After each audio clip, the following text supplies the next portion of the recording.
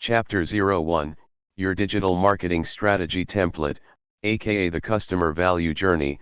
01 Chapter This is where digital marketing begins and ends. With a customer value journey that strategically builds relationship with new prospects and converts them into loyal, repeat customers. This journey is the process every prospect goes through to become a new customer. It's how strangers become buyers and, eventually, raving fans of your business. The hard truth is that marketing is not a one-step process. There are 8 stages you must account for on the path to purchase and promotion. But, I have great news. If you understand this digital marketing strategy, aka the customer value journey, then you can intentionally engineer your business in such a way that it moves people predictably through the stages in this template. In other words, you'll no longer wonder if you'll be able to generate leads. You won't have to cross your fingers and hope for customers. When you understand the customer value journey, even reviews and referrals will become automatic. The customer value journey is the strategic foundation of everything we do here at Digital Marketer. It's the master template upon which every other digital marketing discipline and tactic is built. It's so important, we confidently make this bold statement: the job of marketing is to move prospects and customers seamlessly and subtly through each phase of the customer value journey. 7 Chapter 01, Your Digital Marketing Strategy Template, aka the Customer Value Journey. In this chapter, we'll start with a high-level map of the customer value journey. Then we'll dive into each of the 8 steps, talk about the tactics you'll need to move people along the journey, and review case studies so you can see it in action. An overview of the customer value journey. So, now that you understand why it's important, here's what the customer value journey looks like. Click the image above, or click here, to download your writable copy of the Customer Value Journey 8 Chapter 01, Your Digital Marketing Strategy Template, aka the Customer Value Journey. Now let's walk through the 8-step process of crafting your digital marketing strategy. Step 1, Awareness. Before someone can buy from you, they have to realize you exist, right? Well, that's step 1 in the customer value journey. This step is pretty self-explanatory. It's where the person becomes aware of you.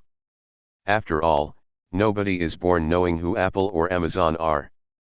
At some point they have to become aware of these companies if they are to become a customer. The same thing is true of your company. Examples of marketing that generates awareness. There are any number of ways a prospect could become aware of your company, products, and services. Here are 3 possible scenarios. A father of 2 sees an advertisement for a new children's summer camp on Facebook. An office manager searches Google to find a new coffee supplier. A college student watches an Instagram video of her friend raving about a new brand of noise-canceling headphones. Facebook ads are the perfect vehicle for driving awareness. In this example, browsers are introduced to a home security company. 9 Chapter 01, Your Digital Marketing Strategy Template, aka the Customer Value Journey. If you weren't aware of Canary, this Facebook ad makes you aware. Digital marketing disciplines that create awareness. To improve awareness of your company, the digital marketing tactics you need to master or hire include digital advertising, search marketing, content marketing, social media marketing. 10 Chapter 01, Your Digital Marketing Strategy Template, aka the Customer Value Journey, Community Management, Copywriting. Step 2, Engagement. Your prospect is now aware of you. They know who you are, but you're still in the early stages of a relationship with them. They don't yet know you, like you, or trust you. So the next step is to start developing relationship with your prospect. Step 2, Engagement, is where you start conversing with your prospects. You engage them through some form of content that provides entertainment, information, or both. Engagement is something that must continue throughout the customer journey. It's not something you do once and move on. Examples of marketing that generates engagement. Engagement typically comes in the form of content or community. Here are a few examples to get the ideas flowing for your company. A grandfather of 5 receives an email newsletter from his financial advisor detailing several ways to save for a child's college tuition while reducing taxes. The owner of a boutique wine store becomes active in a Facebook community for wineries and other wine retailers. A new mother watches a YouTube video from Johnson & Johnson showing her how to give her baby a bath. 11 Chapter 01, Your Digital Marketing Strategy Template, aka the Customer Value Journey. Engagement often occurs through valuable, relevant content. Let's look at another example of engagement from ModCloth, an e-tailer selling women's clothing. This is an entertaining and educational piece of content for one of ModCloth's most lucrative customer segments, people attending weddings. 12 Chapter 01, Your Digital Marketing Strategy Template, aka the Customer Value Journey. You can boost engagement with content that's as entertaining as it is useful. Digital marketing disciplines that create engagement. To improve engagement in your company, the digital marketing tactics you need to master or hire include content marketing, social media marketing, email marketing. 13 Chapter 01, Your Digital Marketing Strategy Template, aka the Customer Value Journey, Community Management. Step 3, subscribe. At this point, your prospect knows who you are and has engaged with you in some way or another. However, if you failed to get that person's contact information, odds are high you'll never hear from them again. Why? Because people today are inundated with marketing and content, creating a scarcity of attention. Just because someone reads one of your blog posts today does not mean they'll remember to revisit your site in the future. Instead, you need to get that person to progress to step 3 in the value journey, which is to subscribe. Here, the person gives you their contact information and, in doing so, grants you permission to contact them again in the future. Most often, this transaction is an exchange, sometimes referred to as an ethical bribe. You promote a valuable offer, but instead of asking for money, you ask for the prospect's contact information. And when they give it to you, not only do you give them access to the content, product, or service you promised, you also add them to your subscriber list. Examples of marketing that generates subscribers. The biggest criteria for your free offer is that your target audience finds it valuable. Here are some examples from a variety of industries. A young professional signs up for a webinar presented by a local realtor about the best practices of purchasing a first home. A college girl fills out a form on a blog to receive a free sample of a new face cream. 14 Chapter 01, Your Digital Marketing Strategy Template, aka the Customer Value Journey. The human resources manager at a mid-sized accounting firm signs up for a demo of a new application he can use to manage the hiring of new employees. In each case, the prospect fills out a form, provides their contact information, and is sent information about how to access the offer. The young professional is sent the time and URL of the webinar. The college girl is sent a thank you email telling her the face cream is in the mail. The manager is contacted to schedule his demo. But it always starts with a form. For example, here's how Salesforce generates leads with a white paper offer. Salesforce's offer is perfect for the subscription stage of their customer journey. 15 Chapter 01, Your Digital Marketing Strategy Template, aka the Customer Value Journey. Digital marketing disciplines that generate subscribers. To get more subscriptions for your company, the digital marketing tactics you need to master or hire include content marketing, email marketing, digital advertising, community management, conversion rate optimization, copywriting. Step 4, convert. If the subscribers you gain in step 3 of the journey remain engaged, some of them will be ready to increase their level of commitment. They like the information you share and have begun to trust you, so they're ready to invest in one of two ways, either with time or money. This is a critical stage in the customer journey and one that frustrates many business owners. The key to success in this stage is to employ what we call entry point offers. These offers are designed to give the new prospect tremendous value without forcing them to put too much skin in the game.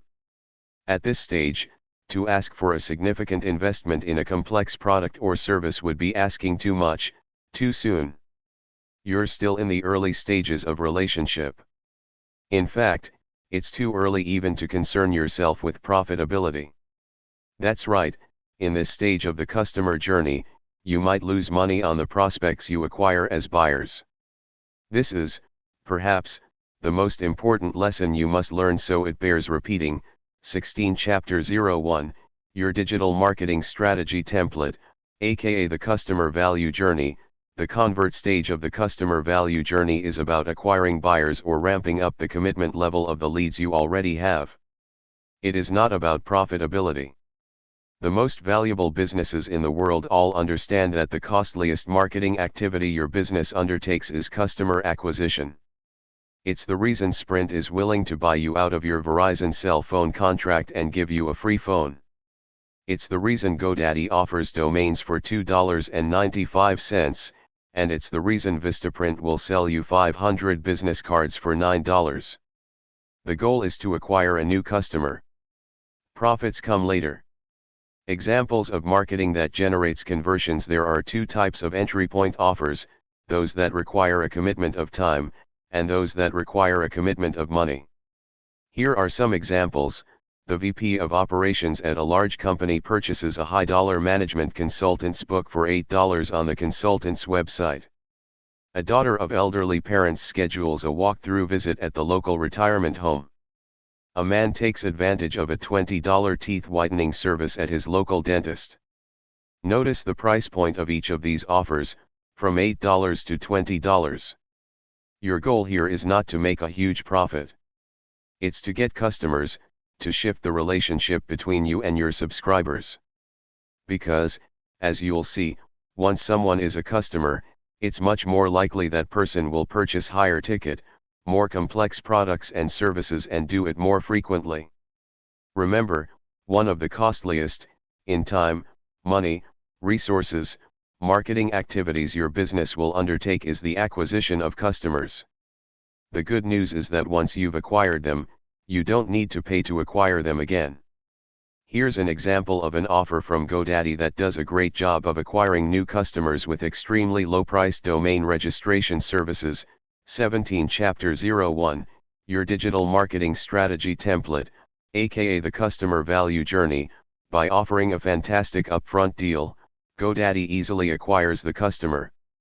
Getting that initial conversion was the hard part. Now they can build the customer relationship to create profits down the road.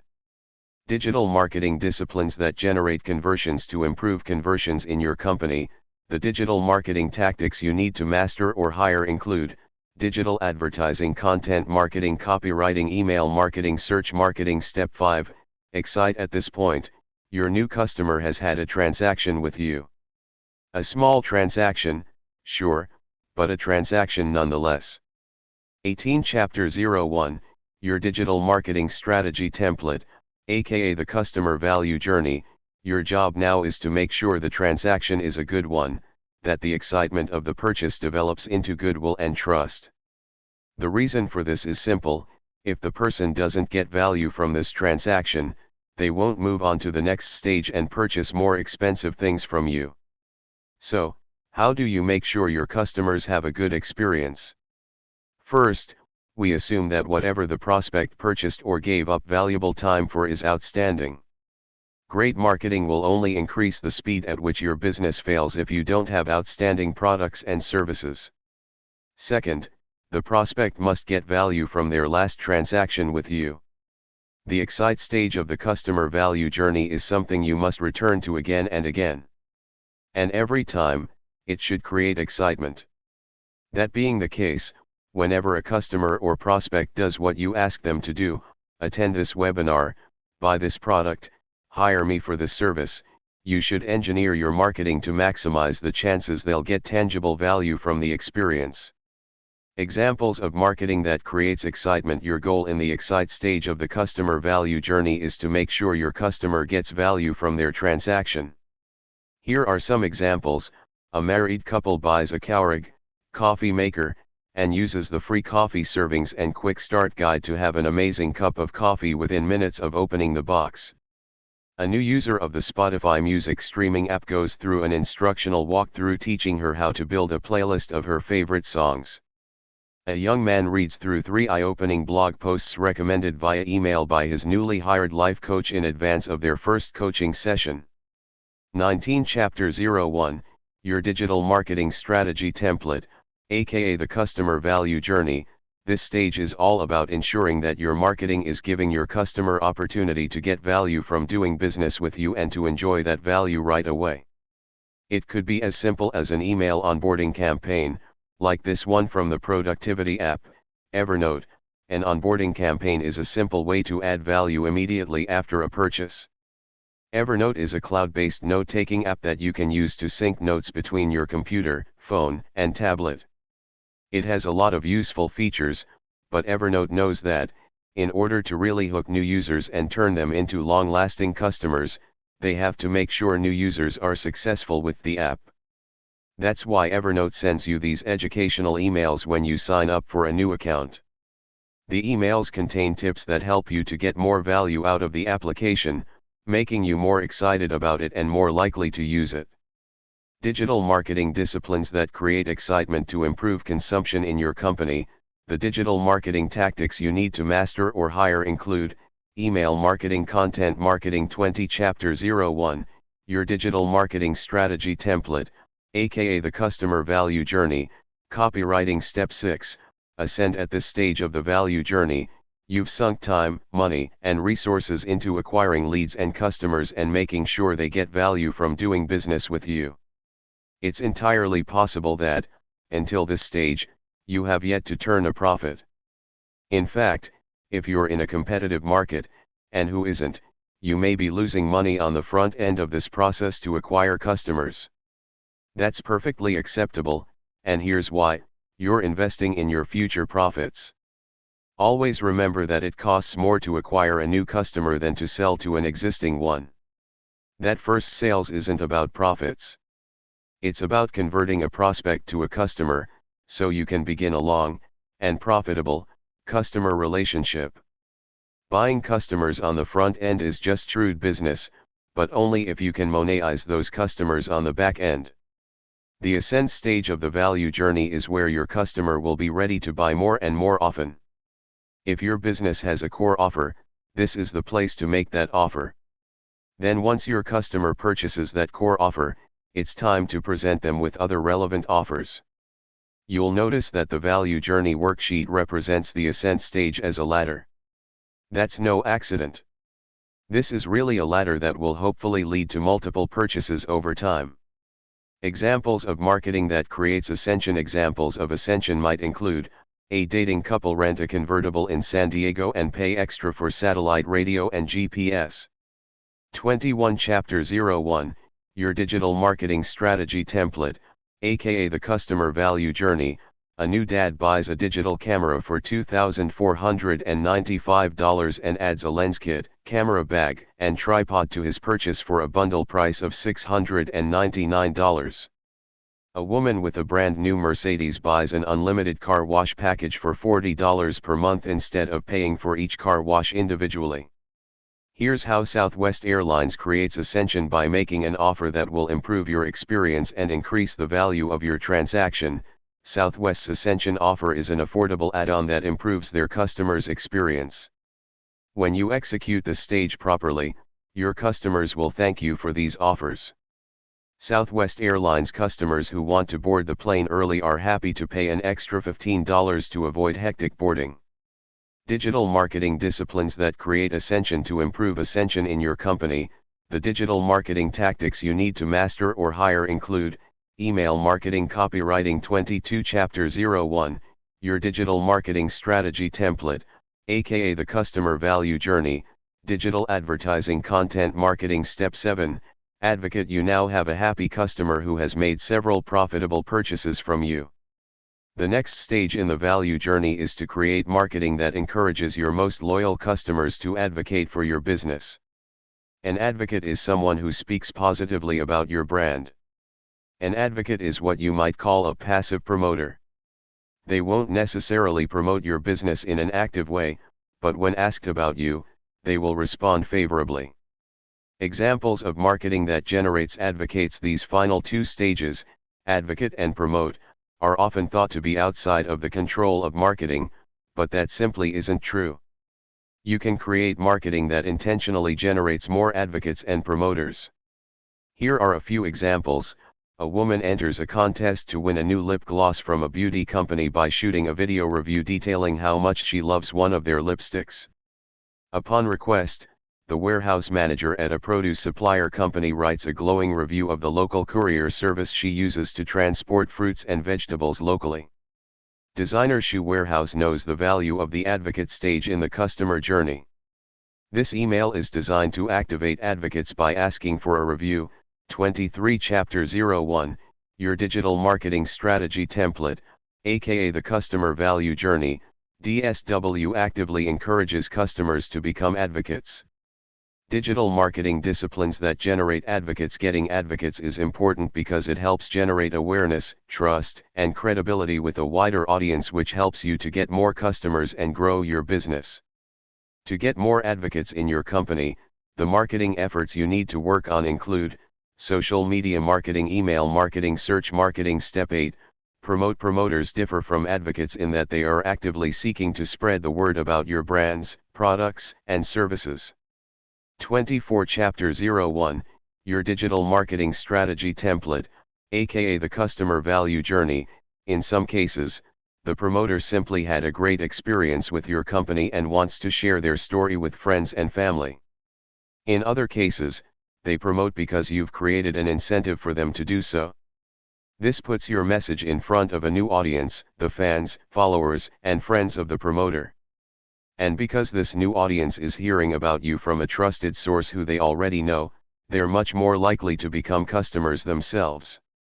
Examples of marketing that generates promoters. Intentionally creating more promoters is important because it creates an army of paid or unpaid salespeople spreading the word about what you sell. Here are a few examples. A man who runs a podcast about fishing earns a 20% commission every time one of his listeners buys fishing equipment using his affiliate link. A woman attends a conference for free because she arranged for 5 of her colleagues to go as well. A marketing agency partners with a marketing automation software company to resell their software for a commission. As you can see, promoters help you get more customers at a lower cost. So even when you reward promoters, it's a win-win. A good example of this is Dropbox. When it was just starting out as a new company in a new industry, they realized discoverability would be key to their success. So they initiated a referral program that gave its users a strong incentive to promote the service to others. 25 Chapter 01, Your Digital Marketing Strategy Template, aka the Customer Value Journey. By generously rewarding users who promoted Dropbox, word spread quickly about the new cloud storage service. Simply by inviting your contacts to try out Dropbox, you could increase your own online storage space from 2 GB up to 16 GB. This was such an attractive offer, thousands of new users recruited their friends and family, helping turn Dropbox into a software giant, valued at $10 billion in 2014. Digital marketing disciplines that generate promoters. To get more promoters in your company, the marketing efforts you need to work on include email marketing, copywriting. 26 Chapter 01, Your Digital Marketing Strategy Template, aka the Customer Value Journey. How to move prospects through the customer value journey. Now that you know what the customer value journey is, the next thing you need to understand is, how do you seamlessly and subtly move customers and prospects through each phase of the customer value journey? The short answer? You build marketing campaigns that intentionally move people from one stage to the next. And those two words, campaigns and intentionally, are important here. So let's unpack them one at a time. What is a marketing campaign? First, let's talk about what a campaign really is. A marketing campaign has two critical components: a call to action, a traffic source. The call to action is what you want people to do. If the marketing campaign you're creating is aimed at the subscribe stage of the customer journey, your call to action might be for people to download a white paper, checklist, or video resource. If it's a campaign in the convert or ascend stage, your call to action might be to buy a product or service. If the campaign you are creating is for the awareness stage, the call to action might be as simple as listening to a podcast episode or reading a blog post. The traffic source could be digital clicks from ads, email, social media sites, or search engines like Google. Offline marketing could include direct mail, TV or radio advertising, print ads, or anything else that gets the call to action in front of your prospects. 27 Chapter 01, Your Digital Marketing Strategy Template, aka the Customer Value Journey. Now that you know what a campaign is, let's talk about what a campaign is supposed to do. The purpose of a marketing campaign is to intentionally move people from one stage of the value journey to the next.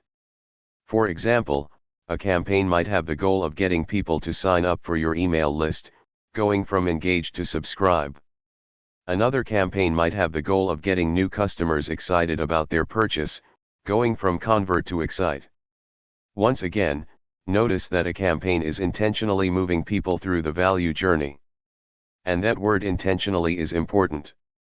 Intentionally moving customers through the value journey. Anyone who has ever become a customer of a company has moved through the value journey, whether that company made it happen intentionally or not. Sometimes, people move through the value journey on accident. For example, imagine that you had never heard of Dropbox before. Then, one day, a friend tells you that he uses Dropbox to store all his files online, and he recommends that you check it out. At this point, both you and your friend have progressed along the value journey. You have moved to step 1, aware, and your friend has moved to step 8, promote. However, this progression didn't happen because of anything Dropbox did intentionally. It resulted from a random comment or a casual conversation between you and your friend. Contrast that with Dropbox's marketing campaign offering extra space to customers who refer friends and family. 28 Chapter 01, Your Digital Marketing Strategy Template, aka the Customer Value Journey, offer rewards for people taking the action you want them to take. In this example, Dropbox is moving people along the value journey intentionally by creating a program that is designed for that specific purpose. This is an important distinction to make. Once you figure out that you can move people intentionally through the value journey using marketing campaigns, you realize that you have the ability to grow your business by improving the areas where your customers are getting stuck. At this point, I'd like to point out that there's one common mistake that many companies make when trying to move customers and prospects through the customer value journey. 29 Chapter 01, Your Digital Marketing Strategy Template, aka the Customer Value Journey. The number one mistake marketers make when creating campaigns. Once a business understands the customer journey, they can get so excited about the possibilities that they try to move people all the way from stranger to promoter in one step, in one campaign. This is impossible. You cannot possibly create one campaign that makes people aware of you, engages them, gets them to subscribe and convert, excites them, ascends them, and then turns them into advocates and promoters. Instead, you need to create multiple specific campaigns that are designed to move people from one stage to the next. Or in some cases, a campaign can probably move people through 2 or maybe 3 steps at once. The best way to explain this is with a few case studies. Value Journey Campaign Case Studies. Case Study, Digital Marketer Campaign Goal, Aware to Engage Content Needed, Branding Video Traffic Source, Facebook Ads, Video Views Campaign, Call to Action, and the War Between Sales and Marketing. Watch this video. When we create a new campaign here at Digital Marketer, we always start by looking at the value journey map and identifying any steps where we need help. In this case, we realized that while we were doing a good job of generating awareness through Facebook ads, we didn't have a good engagement campaign in place. So we decided to create some content, a branding video, whose goal was to get people engaged with Digital Marketer. 30 Chapter 01, Your Digital Marketing Strategy Template, aka the Customer Value Journey. We call this video the Valentine's Day War on Sales and Marketing. But as you know, just creating a video isn't enough. We also had to decide how we were going to get people to watch the video. So we chose to run a Facebook ad campaign, with video views as the goal, to generate traffic to the video. This made up the traffic portion of our campaign. Here's what one of those ads looked like. 31 Chapter 01, Your Digital Marketing Strategy Template, aka the customer value journey. Advertising is the best way to get eyeballs on your content for all stages of the customer journey. Because the goal of this campaign is to get people engaged with us, our call to action was very simple. Watch this video.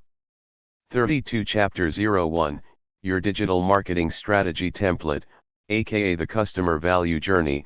It's important to note that we didn't try to convince people to sign up or buy anything, at least not right away, because that wasn't the goal of this campaign. The goal was to generate engagement, and it succeeded very well because it was focused 100% on simply engaging people.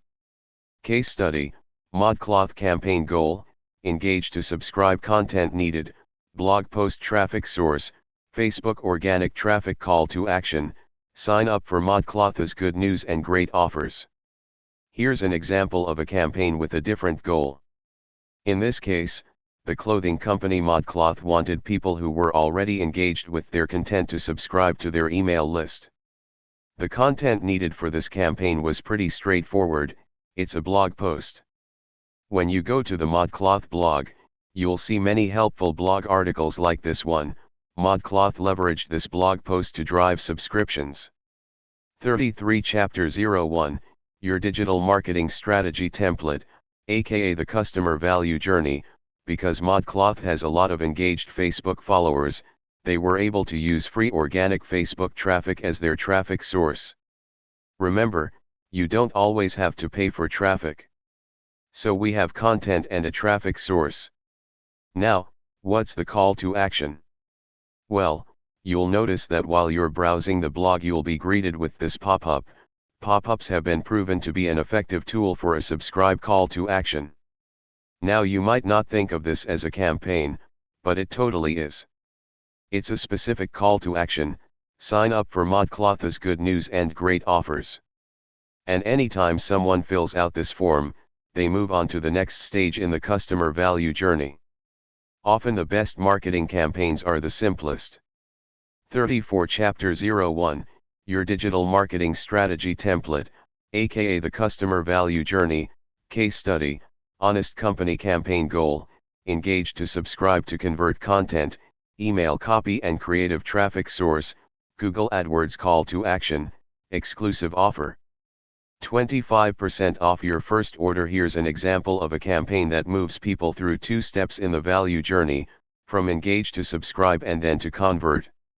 Let's go through this campaign from the beginning. The traffic source here is Google AdWords targeting the keyword buy organic diapers. Here you can see the AdWords ad. Attention, when you click on that ad, you arrive on a landing page that asks you to subscribe. 35 Chapter 01, Your Digital Marketing Strategy Template, aka the Customer Value Journey.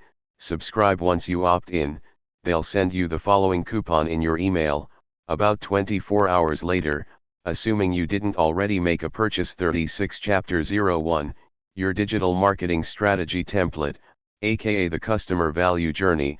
Convert. I want you to pay close attention to that call to action: exclusive offer, 25% off your first order. Notice that this discount only applies to your first order. That's because the goal of this campaign isn't to generate repeat purchases, it's to get someone to make their very first purchase. It's a time-tested and effective tactic for turning someone into a new customer. 37 Chapter 01, Your Digital Marketing Strategy Template, aka the Customer Value Journey. Summing up, the customer value journey is the foundation for all the tactics you'll learn in this guide. Whether you're learning about content marketing, digital advertising, or analytics, or any other topic, keep this concept in mind. Don't worry, though. We'll review it several times so it stays fresh on your mind. And by the end of this guide, it will likely be cemented into your thinking. Now that you understand the customer journey, it's time to talk about the number 1 tactic you'll use to engage people at every stage: content marketing. 38 Chapter 02, Developing a Content Marketing Strategy. 02 Chapter. It's a big promise: perfect content marketing. But it is possible if you understand how content fits into your overall digital marketing strategy. And done right, your content marketing will not only attract prospects, but also move them through a marketing funnel to drive more sales and grow your business. In this chapter, we cover the basics of a successful content marketing program, including methods and metrics, the business roles that should own your content marketing, and the lingo you'll use to talk about it. Methods of well-executed content marketing. Let's start with a thorough understanding of what we mean when we say content. You see, most businesses miss out on a lot of opportunities because their vision for content marketing is too small. As a result, they're churning out content but not getting great results. And here's why: content in and of itself isn't what drives traffic and sales. Your content needs to be perfect. Now, what do we mean by that? Perfect content isn't about you, your brand, or your objectives. It's about delivering the right information to your prospects at exactly the right point in the customer journey. 40 Chapter 02, Developing a Content Marketing Strategy. For instance, for the software company FreshBooks, this web page represents perfect content marketing for a prospect who needs pricing information to make an informed buying decision. Content is any information that helps you keep the funnel full. Yep, a pricing page is content. The big misconception is that content marketing is blogging. While blogs are a major component of content marketing, they're only a part of the bigger picture. In fact, in most cases, a blog is not the most lucrative form of content marketing. 41 Chapter 02, Developing a Content Marketing Strategy. But we'll come back to that. First, let's get clear on the 6 characteristics of perfect content marketing and why it's essential that you get started. Note, at the end of this chapter, you'll get access to a tool we use to make perfect content planning a breeze. 1. Perfect content marketing is full funnel. I know this is marketing 101 stuff, but stick with me for just a second before I get into the more advanced content marketing concepts we'll be covering. For an ice-cold prospect to become a customer, they will need to travel through 3 stages, the 3 stages all prospects go through on their way to becoming a customer. 42 Chapter 02, Developing a Content Marketing Strategy. 1. Awareness. The prospect must first become aware that there is a problem and that you or your organization have a solution for it. This is where your blog excels. 2. Evaluation. Those who move through the awareness stage must now evaluate the various choices available to them, including your competitors' solutions and, of course, taking no action at all to solve the problem. 3. Conversion. Those that move through the evaluation stage are now at the moment of truth purchase. At Digital Marketer, our goal at this stage is to convert leads into frequent and high-ticket buyers. A cold prospect cannot evaluate your solution until they are first aware of the problem and your solution. And conversion is impossible until the prospect has first evaluated the possible courses of action. To move a prospect through a marketing funnel, you need to give them content specifically designed to satisfy their needs at each of the 3 stages. In other words, they need content at the top of the funnel, tofu, that facilitates awareness. They need content in the middle of the funnel, mofu, that facilitates evaluation. They need content at the bottom of the funnel, bofu, that facilitates conversion. Make sense? Blogs are fantastic facilitators of awareness, but they do a poor job of facilitating evaluation and conversion. And, at the risk of pointing out the obvious, evaluation and conversion are super critical to your business. To move prospects through the middle, mofu, and bottom of the funnel, bofu, you'll need other content types. 43 Chapter 02, Developing a Content Marketing Strategy. It looks like this. We call this the content life cycle. Let's look at each stage of the funnel and the content needed at those stages. Top of the funnel, tofu, content marketing. The prospects entering the top of your funnel are completely unaware of your solution and, often, completely unaware of their problem. 44 Chapter 02, Developing a Content Marketing Strategy. As a result, you need content with a low barrier to entry because at this stage, they have little to no motivation to put skin in the game, such as giving your contact information or money. You need freely available content at the top of the funnel, tofu, that entertains, educates, or inspires, and you need to make it readily available using content types like blog posts, social media updates, infographics, photographs, digital magazines/books, audio/video, podcasts, microsites, print magazines/newsletters. You'll need a bigger budget here. Primary research. Do you need all of these content types at the top of the funnel? Heck no. 45 Chapter 02, Developing a Content Marketing Strategy. Most businesses will post content to a blog and to social media channels like Facebook, Twitter, LinkedIn, Pinterest, etc. Once you've mastered these two content types, you'll want to add more top-of-funnel content to the mix, like a podcast or a print newsletter. Remember, the big goal at the top of the funnel is to make prospects problem-aware and solution-aware. Notice how Whole Foods, using their whole story blog, raises awareness for a sea scallops offer while providing valuable content, recipes and cooking instructions. Tofu content raises awareness of your offers while providing valuable information. 46 Chapter 02, Developing a Content Marketing Strategy. At Digital Marketer, we do that by providing educational content our prospects are interested in and using that content to raise awareness of our training, products and services. Don't tell anyone, but this very chapter is educating you about the strategy and tactics taught in our Content Marketing Mastery certification. And the good news is it works in any industry for any type of product. Notice how this kitchen remodeling company uses photographs of remodeled kitchens to make prospects problem-aware and solution-aware. With tofu content, you want to create awareness around problems as well as solutions. Unfortunately, the top of the funnel is where most organizations begin and end their content marketing efforts. 47 Chapter 02, Developing a Content Marketing Strategy. Smart content marketers know that, with a bit more effort, they can move prospects from awareness to evaluation in the middle of the funnel. Here's how it gets done. Middle of the funnel, MOFU, content marketing. The big goal in the middle of the funnel is to convert problem-aware and solution-aware prospects into leads.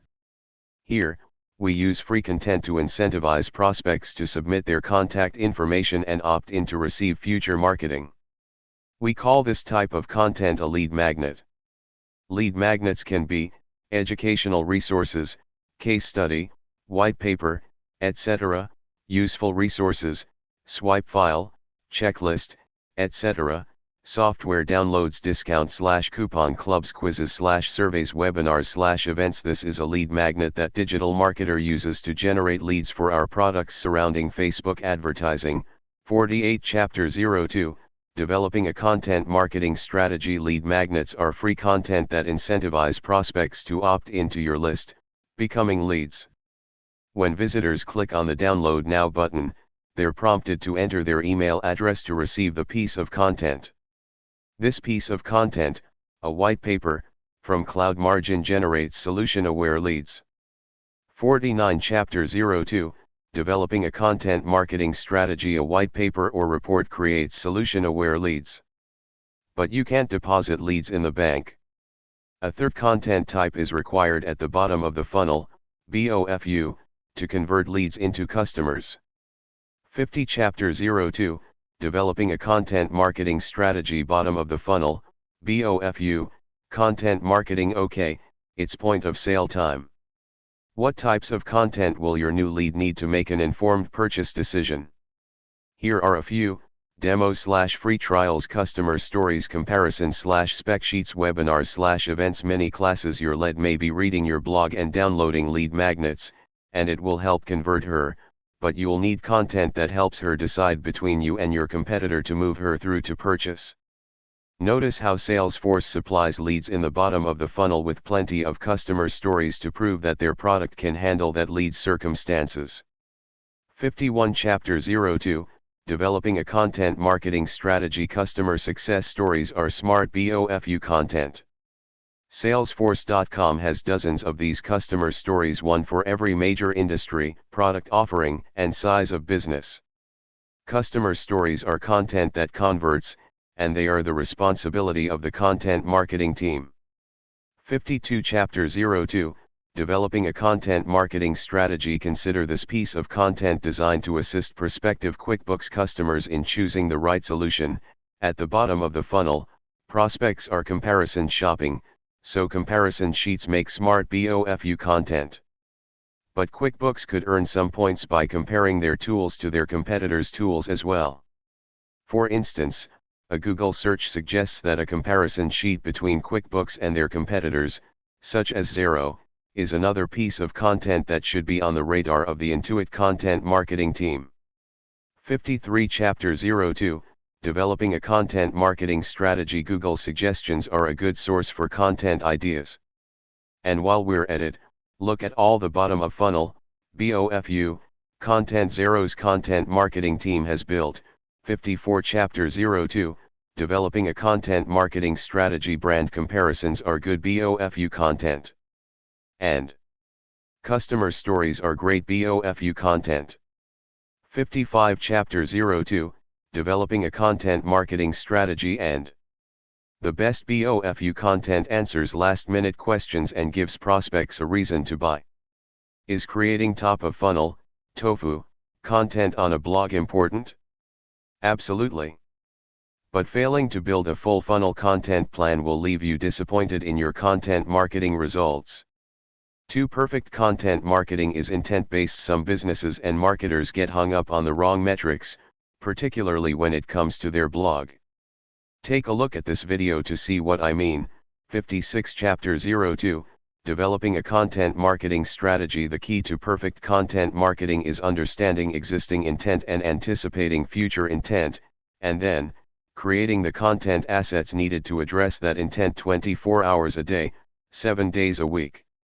In our FreshBooks example, a customer who's deep in the funnel might have the intent to compare FreshBooks to QuickBooks. This content asset addresses that intent. 57 Chapter 02, Developing a Content Marketing Strategy. To come up with valuable content assets, anticipate current and future needs.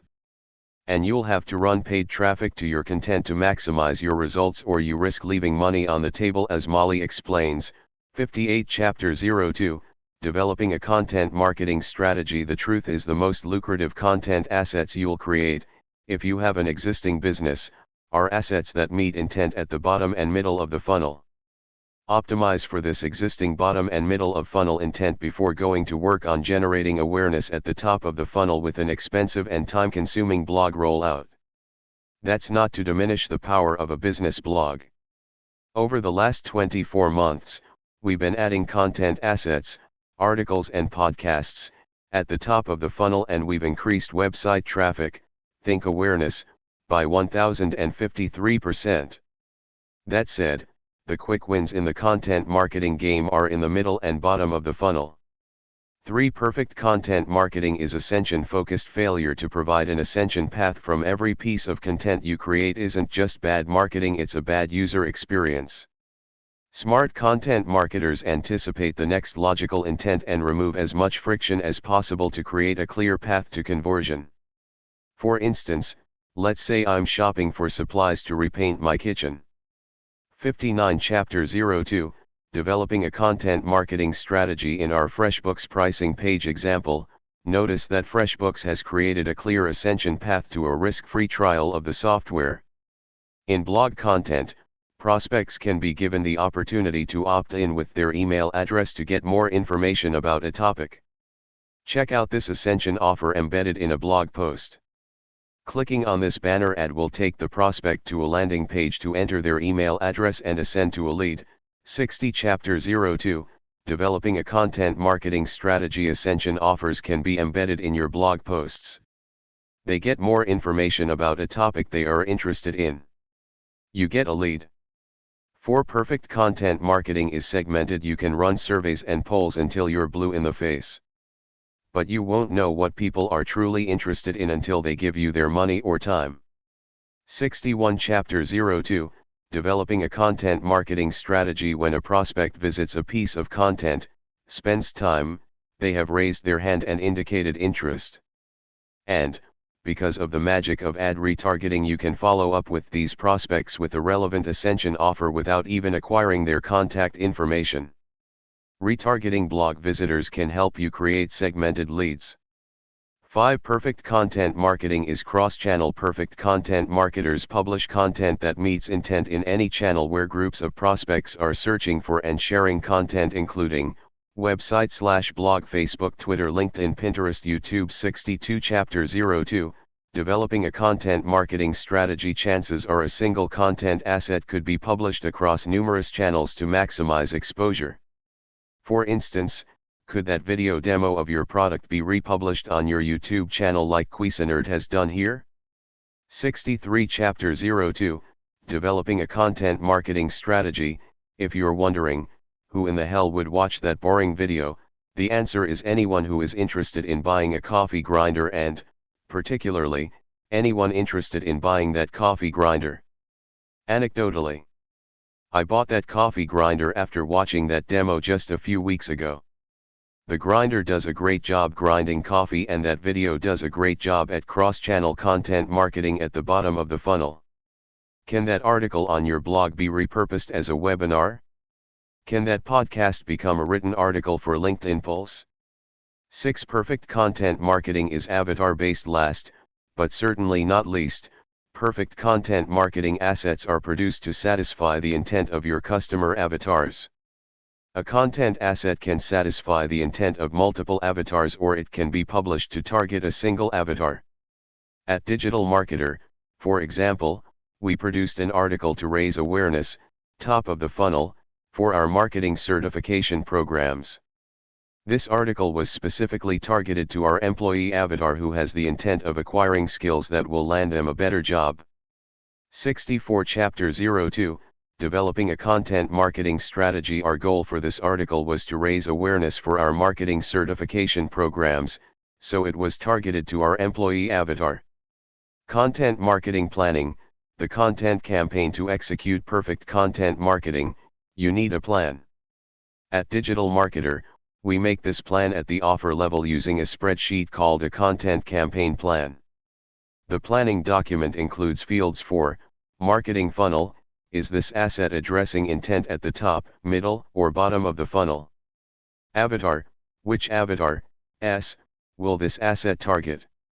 65. Chapter 02, Developing a content marketing strategy vehicle. Will this be a text, image, video, or audio asset? Channel. Where will this asset be published? Ascension path. What call to action will be used in this asset? The content campaign plan is used to align content marketing with business objectives like generating leads and sales. It looks like this. I know that's hard to read, but you can access the template by clicking here. Digital marketers' content campaign plan. Want to create content that converts prospects at all stages of the funnel? Create a content campaign plan and execute on it. It works. 66. Chapter 02, Developing a content marketing strategy. Your content marketing success metrics. How to measure the success of your content marketing tactics? Traffic by channel. At the top of the funnel, design your marketing to raise awareness for your business, brands, and products. Measure traffic from channels like Google, Facebook, and Twitter. Net new MQLs. Measure the number of leads generated in the middle of the funnel that require further nurturing before they are ready to make a purchase. Conversion rate. When content marketing is done correctly, it generates traffic to lead forms and product pages. Measure the conversion rate, page visits/conversions, on lead forms, product pages, and other calls to action. Net new sequels. Measure the number of leads consuming content at the bottom of the funnel, demos, customer stories, etc., indicating they're ready to buy. Relevant roles in content marketing. 67. Chapter 02, Developing a content marketing strategy. Who in your organization should be trained in email marketing? 3 different departments should be proficient at and understand the role of email marketing. Marketing. Content marketing is a foundational discipline affecting your search, social, email, and advertising. Every marketer involved in your digital strategy should be well versed in content marketing. Sales. According to Harvard Business Review, the average buyer is 57% of the way through the sales process before they engage with a sales representative. Instead of contacting your sales team, your prospects are consuming your content. Salespeople who understand content marketing can work in conjunction with your marketing team to create content that closes deals. Public relations: the modern-day PR team must understand how the content they produce fits into the larger content, social, and search marketing strategy. The lingo you'll use as a content marketer. What are the terms you need to know as a content marketer? Top of funnel, TOFU, content designed to raise awareness for your business, brands, and products. This content is delivered through a number of channels including blogs, podcasts, and video hosting platforms like YouTube. Middle of funnel, MOFU, content designed to generate leads and move the prospect through the evaluation stage. Content in the middle of the funnel often takes the form of a lead magnet. 68 Chapter 02, Developing a Content Marketing Strategy. Lead magnet: an irresistible bribe offering a specific chunk of value to a prospect in exchange for their contact information. The goal of the lead magnet is to maximize the number of targeted leads you are getting for an offer. Bottom of funnel, BOFU, content designed to convert a prospect into a customer by providing the information needed to make an informed purchase decision. Bottom of funnel content includes webinars, product demonstrations, and customer stories. Summing up: content marketing isn't restricted to blogging. You'll probably create tons of blog posts, but if you're strategic, you'll use your blog as just one channel in your content campaigns. Remember, content marketing works with your other digital tactics in a comprehensive marketing plan designed to move people deliberately through your customer value journey. Don't forget to download the Content Campaign Plan, which is your best resource for planning content for every stage of the funnel, TOFU, MOFU, and BOFU. Then, once you've got your content assets built, you're ready to learn how to use digital advertising to drive traffic and conversions. 69 Chapter 02, Developing a Content Marketing Strategy. Become a content marketing specialist. Content marketing is an essential aspect of any modern digital marketing strategy. In this mastery course, you'll learn to execute a full funnel content strategy that transforms ice-cold prospects at the top of the funnel, TOFU, into loyal buyers of even your most expensive products and services at the bottom of the funnel, BOFU. You'll learn how to create your customer avatar so you can architect a content strategy that attracts leads and buyers. Choose from 12 goals, 16 metrics, and 21 different types of content to create a content strategy that is laser-focused on moving the needle for your organization. Building this content plan is a snap using our content marketing plan worksheets. The GC equals a content marketing formula that connects the dots between content and sales. Click here to learn more. 70 Chapter 03, Crafting a Digital Advertising Plan. 03 Chapter 1 of our biggest challenges as digital marketers is traffic.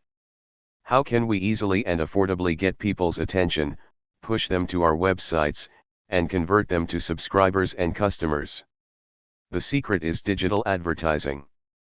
And if you understand how to make it work, it can give you full control over your traffic flow and help you sell more too.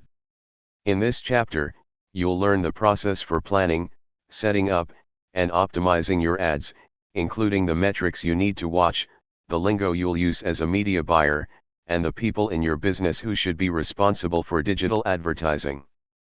But before we start, let's get clear about why paid traffic is a smarter investment than organic.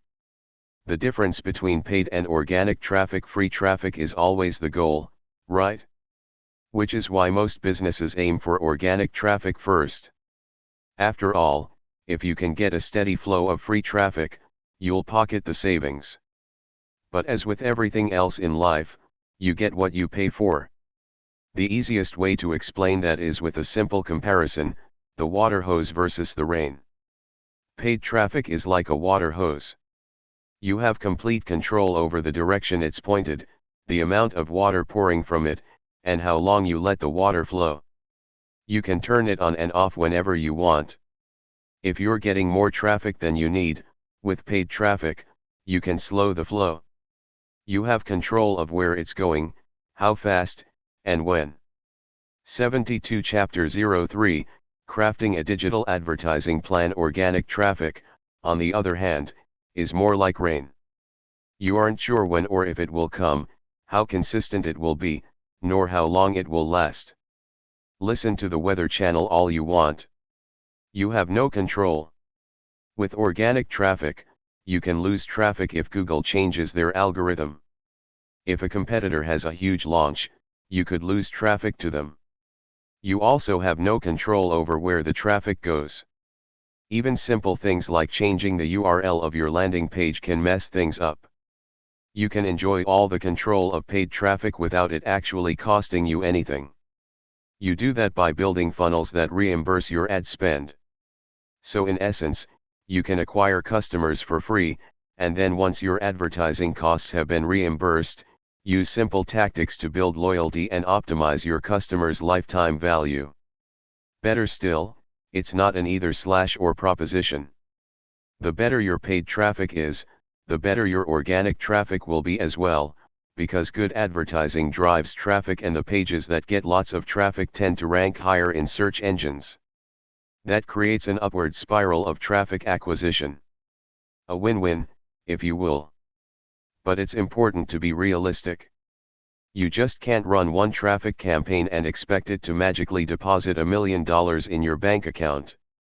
If you want a constant flow of leads and customers for your business, you must look at this as a system. Top 3 sources for paid traffic. Some of the best platforms for paid traffic are Facebook, Google, YouTube, Pinterest, LinkedIn, and Twitter. 73 Chapter 03, Crafting a Digital Advertising Plan. But to know which one is right for you, you need to know where your customers hang out and which ad platforms are suited for the type of marketing you do. In most cases, you'll probably start with Facebook and Google. According to Business Insider, these two sites drive 80% of referral traffic, more than all the other platforms combined. Facebook and Google are your top sources for paid traffic, but again, it depends on what you're trying to do. Google is like the yellow pages because Google is a search engine, people start there when they're looking for information. So it's a lot like the yellow pages. 74 Chapter 03, Crafting a Digital Advertising Plan. To drive traffic through Google, you'll bid on keywords that will help people find you and can lead to an ideal sales conversation. Facebook is like a billboard. Scrolling through your Facebook news feed is a bit like driving down the highway. As you scroll, you see ads, promoted posts, as well as random comments. And if you, as a business, are willing to pay, your message will also appear in the news feed of your target audience. With Facebook, you can spend as little as you want and still expand your reach. Because it's a social platform, and because they collect data on our behavior every day, they know a lot about us. All that data makes them the most powerful ad platform available today. Target your ads precisely enough, and you're sure to get the right eyeballs on your message. YouTube is like television. YouTube's top metric is the number of minutes watched. Their goal is to keep you on the site consuming videos, so they operate a lot like traditional television, playing ads in the videos, interrupting people's viewing. Disruptive, yes, but with YouTube, your ads are always relevant. That's because you can target your ads based on the YouTube channels your audience likes, the types of videos they watch, and what they're searching for. So what are the top 3 paid traffic sources? What's the best place to start with your paid traffic campaigns? Facebook, Google, and YouTube. All 3 will give you quality traffic from people who are interested in your offers. 75 Chapter 03, Crafting a Digital Advertising Plan. Okay, that gives you a good background for the strategy we're about to discuss. Let's dig into the methods you'll use to execute a winning ad strategy. Methods of well-executed digital advertising. We've established that paid traffic is your best, and most cost-effective, way to drive traffic. Now let's talk about how to create ads that magnetically attract your best customers. Note, we'll focus primarily on Facebook advertising here, but you can apply the same process to whatever platform you're using. 2 concepts for evaluating your target audience. How do you know the type of ads you should be running and how to precisely target those ads? It comes down to 2 foundational concepts, the customer journey and traffic temperature. Concept 1, the customer journey. The customer value journey, remember, is the path people follow as they build relationship with your business, from first touch to final sale. The 3 core stages of this journey are: awareness. This is the top of the funnel, when new prospects first discover your brand exists and that you can help them solve their problems. Evaluation. This is the middle of the funnel, when prospects are seriously considering making a purchase. Their biggest question is whether you're the best source. Conversion. The is the bottom of the funnel, where people take action and buy something from you. 76 Chapter 03, Crafting a Digital Advertising Plan. The 3 stages of the customer journey. Concept 2, Traffic temperature. At each stage of the customer journey, your audience has a different relationship with you. At the top of the funnel, they barely know you and may not even know what you do. But as they move through the funnel, they learn more about you and become more committed and loyal. You might say, they warm up to you. Which is why we refer to this deepening relationship as traffic temperature. 77 Chapter 03, Crafting a Digital Advertising Plan. Traffic comes in 3 distinct temperatures, and each aligns with a different stage of the customer journey. Cold traffic. Generally, this is new traffic from people who are in the awareness stage. These people are good prospects for your business but have never heard of you or your brand. Your goal with cold traffic is indoctrination. You want to introduce your business to new audiences and get them coming back for more. Warm traffic. Warm traffic comes from people who know who you are but haven't bought anything yet. It aligns with the evaluation stage. Your goal with warm traffic is acquisition, to convert a site visitor into a lead. 78 Chapter 03, Crafting a Digital Advertising Plan. Hot traffic. Hot traffic comes from people who are at the conversion stage. These are your buyers, people who are ready to buy or have already bought something from you. Your goal with hot traffic is monetization, to sell a high-dollar product to your best customers. Ultimately, your goal is to move people from cold to hot, transforming new leads into loyal customers, willing to buy from you over and over again. You do that by matching your message to a prospect's temperature. With cold traffic, you don't necessarily offer a sale. You'll spend more time building relationship.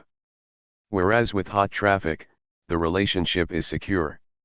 You speak more as a friend, and you make offers based on the topics you know they're interested in. Believe it or not, these 2 concepts alone will massively improve your ability to create successful traffic campaigns. Simply relating to people based on their temperature, you'll build trust and engagement. Now let's move to the 5 elements that make up a winning ad campaign. The 5 elements of a high-performing campaign. Every ad campaign is made up of 5 key elements: the offer itself, the ad's copy and design, which we call the creative, the ad scent, the cohesive look and feel of your overall campaign, and the targeting, or who you pitch your offer to. 1. Your offer. Your offer is not the same thing as your product or service. Your business is built around a product, your ad campaign is built around an offer. So what is an offer? It's the unique combination of your product or service with other bonuses or add-ons, including all the details of your promotion. 79 Chapter 03, Crafting a Digital Advertising Plan. The deliverables, the price, the schedule, how it's being delivered and more. So you may only have one product, but you can offer it for sale in a variety of ways, creating hundreds of different offers. This example, for instance, offers a coupon for big savings on your first visit. Coupons make great offers based on saving money. 80 Chapter 03, Crafting a Digital Advertising Plan. This one, From Survival Life, offers a valuable product for just a penny. Another appealing offer, a valuable product at a huge cost savings. Your offer is also the starting point for your ad campaign.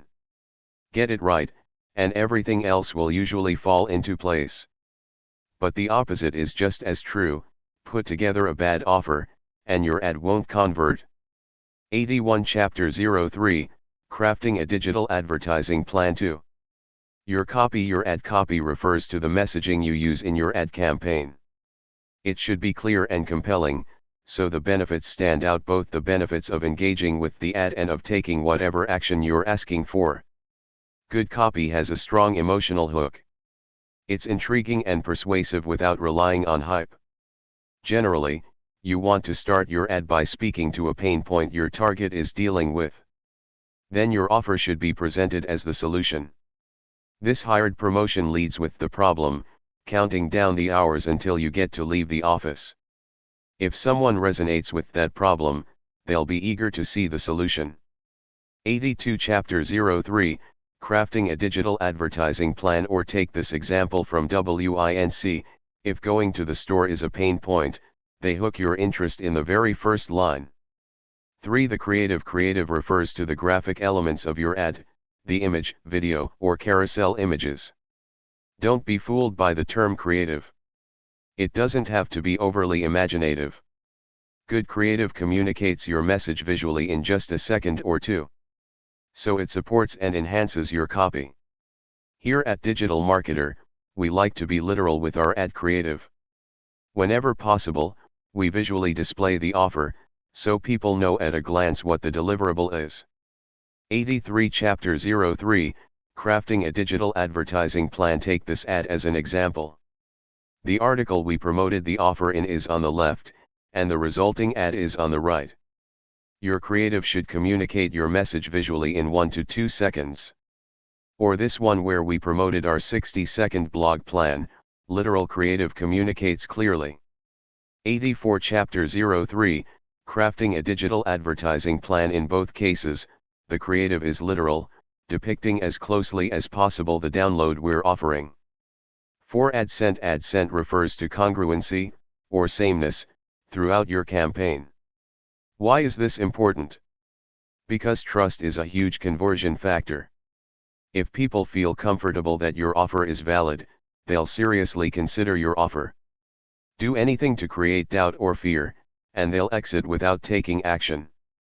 Here's how AdScent works. AdScent. 85 Chapter 03, Crafting a Digital Advertising Plan. Every time we click, we use simple visual cues, or scent, to ensure we're in the right place. If we lose scent at any point, we begin to feel we're in the wrong place or that we're being tricked. As soon as that happens, we exit and go back to where we started. Your visitors should always feel like they're on the right path. You do this by creating a flow visually, in your messaging, and in the presentation of your offer from your ad to your landing page, and every other piece of your campaign. To create congruency, focus on 3 elements: design, use similar imagery and colors on each piece of the campaign. Messaging, use similar phrases and benefits. Offer, your offer should be the same throughout.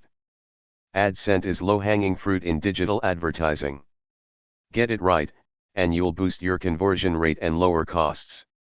See how Whole Foods does it in this ad. Whole Foods maintains good scent. 86 Chapter 03, Crafting a Digital Advertising Plan. The ad mentions free Instacart delivery, and when they click, they land on a page with similar wording in the headline, free delivery credit. If the landing page talked about keeping your fruit fresh or any other topic unrelated to free delivery, it would confuse people, and they'd click off without taking action. That's why it's important to create a strong scent between the elements of your campaign.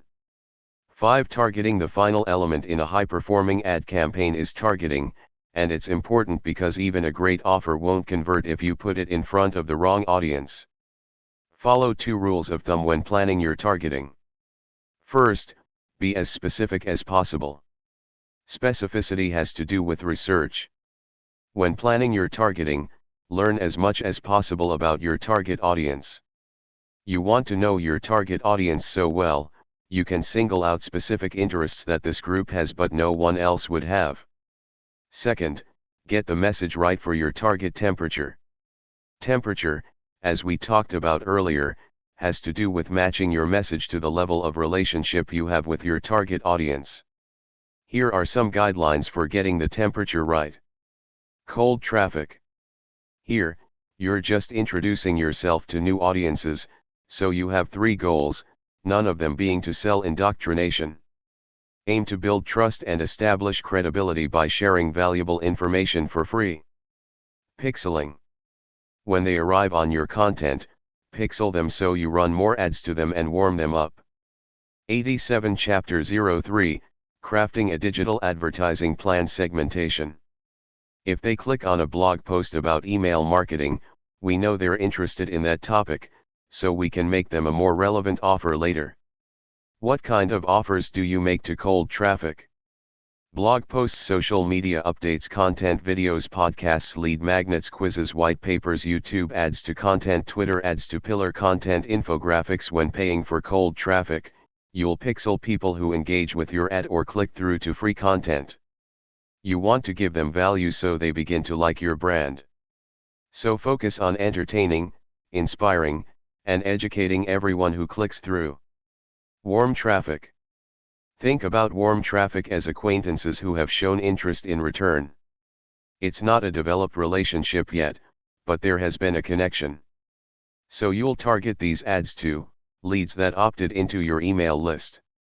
You'll upload that list to a traffic platform. 88 Chapter 03, Crafting a Digital Advertising Plan. People who have visited your website and been pixeled. Facebook fans, Twitter followers, YouTube channel subscribers, etc. Your goals for warm traffic are to generate leads, drive low-dollar sales. What kind of offers do you make to warm traffic? Lead magnets, quizzes or surveys, free or paid webinars, flash sales / low-dollar offers, product demos, branding videos, books, free or paid, free trials. Hot traffic. These are your buyers. They may be people who have opted in and are on the fence about buying from you. They may have added products to the shopping cart but never purchased. They may have purchased something from you in the past but haven't responded to recent offers. Your goals in running ads to this group are: activation. If they haven't purchased in a while, remind them that you're still there. 89 Chapter 03, Crafting a Digital Advertising Plan. High dollar sales. You upsell buyers of lower priced products. What kind of offers do you make to hot traffic? Events, paid webinars, high dollar offers, done for you services. Cold, warm, or hot. Getting the temperature right allows you to put your campaign in front of the right people. And the more precisely you can target your ads, the better they'll perform.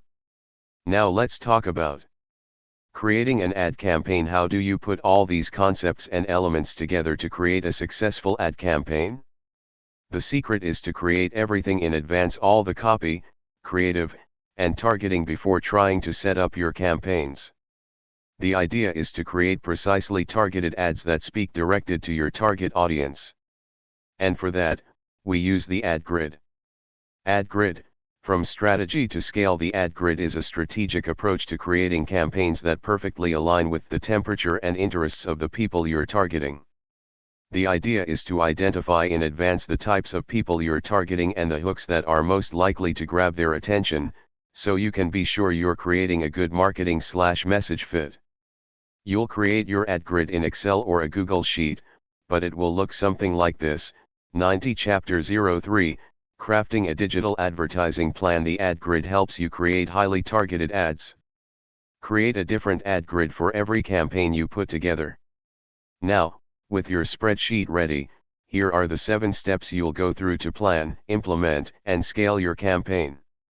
Step 1. Identify your avatars. An avatar is a profile for one type of person who'd be interested in your offer, example, entrepreneur, stay-at-home mom, consultant. The avatars for your campaign may be different from the avatars for your business, and that's okay. For each traffic campaign, you'll have 2 to 4 different avatars. You can have more, of course, but the more avatars you have, the more work it will take to plan your campaign. To figure out who your best avatars are, look at your offer, example the lead magnet, blog post, or webinar you're promoting, and brainstorm several different types of people who'd want it and benefit from it. 91 Chapter 03, crafting a digital advertising plan. Each of these will be an avatar for your campaign. Plug them into the top row of your grid. Step 2. Identify the hooks. What's most appealing about your offer? Each benefit or outcome of your offer can be turned into a hook to grab the attention of your audience. Generally, you'll create hooks based on these 6 outcomes. Have. What will they have if they download and consume your offer? How do their lives look before and after? Feel. How will they feel better, smarter, or more successful for accepting your offer? Average day. How did you change or improve their average day? Status. How do people elevate in status or become a better person after consuming your offer? Proof/results. What social proof, case studies, or testimonials validate your offer? How can you promote the sense of belonging that people will get from joining other people who've responded? Speed and automation. Speak to the time savings or quickness of learning or applying the information in your offer. Don't feel like you need to create a hook for all these outcomes. But do be creative and come up with several benefits or outcomes that will grab the attention of your avatars. Okay, now that you have your hooks, enter them in the first column of your grid. Step 3. Create your ad copy. You need segmented messaging for every cell in your spreadsheet, each targeting one hook and avatar. 92 Chapter 03, Crafting a Digital Advertising Plan. You can write the ad copy yourself or, because the ad grid clearly communicates the avatars and hooks you're targeting, you can outsource it to a copywriter. Regardless of who does the writing, though, you want unique ad copy for every segment, avatar 1/hook 1, avatar 2/hook 1, etc. And for each segment, you want the copy for the entire ad, text, headline, description, and ad type. So let's say you have 4 avatars and 5 hooks, you'll need to write 20 ads. Your ad grid tells you how much copy you need to write. This level of segmentation gives you the best chance of success in your campaign. Instead of creating generic ads for a few avatars or hooks, you'll create highly targeted ads aimed at specific types of people, avatars, with specific interests, hooks. With this approach, your odds of getting a good return on your ad spend are incrementally higher. 93 Chapter 03, Crafting a Digital Advertising Plan. A completed ad grid with unique ad copy for every avatar and every hook. Step 4, Avatar Research. Once your copy is written, it's time to research your avatars to identify the interest groups you'll use in your ads. For this, research each avatar separately, finding the answers to each of these questions. Who are the authority figures, thought leaders, or big brands in your niche? What books/magazines/newspapers does your ideal customer read? What events do they attend? 94 Chapter 03, Crafting a Digital Advertising Plan. What websites do they frequent? Where do they live? What tools do they use? What's specifically unique about this group? To find the answers, do a Google search and ask people in your target audience. It may take time to find the answers, but these answers will help you get your ads in front of the people who need to see them. So take the time to do it right. You should also use this little-known technique. We call it the "but no one else would" trick, and here's how it works. Let's say you're targeting an ad to golfers.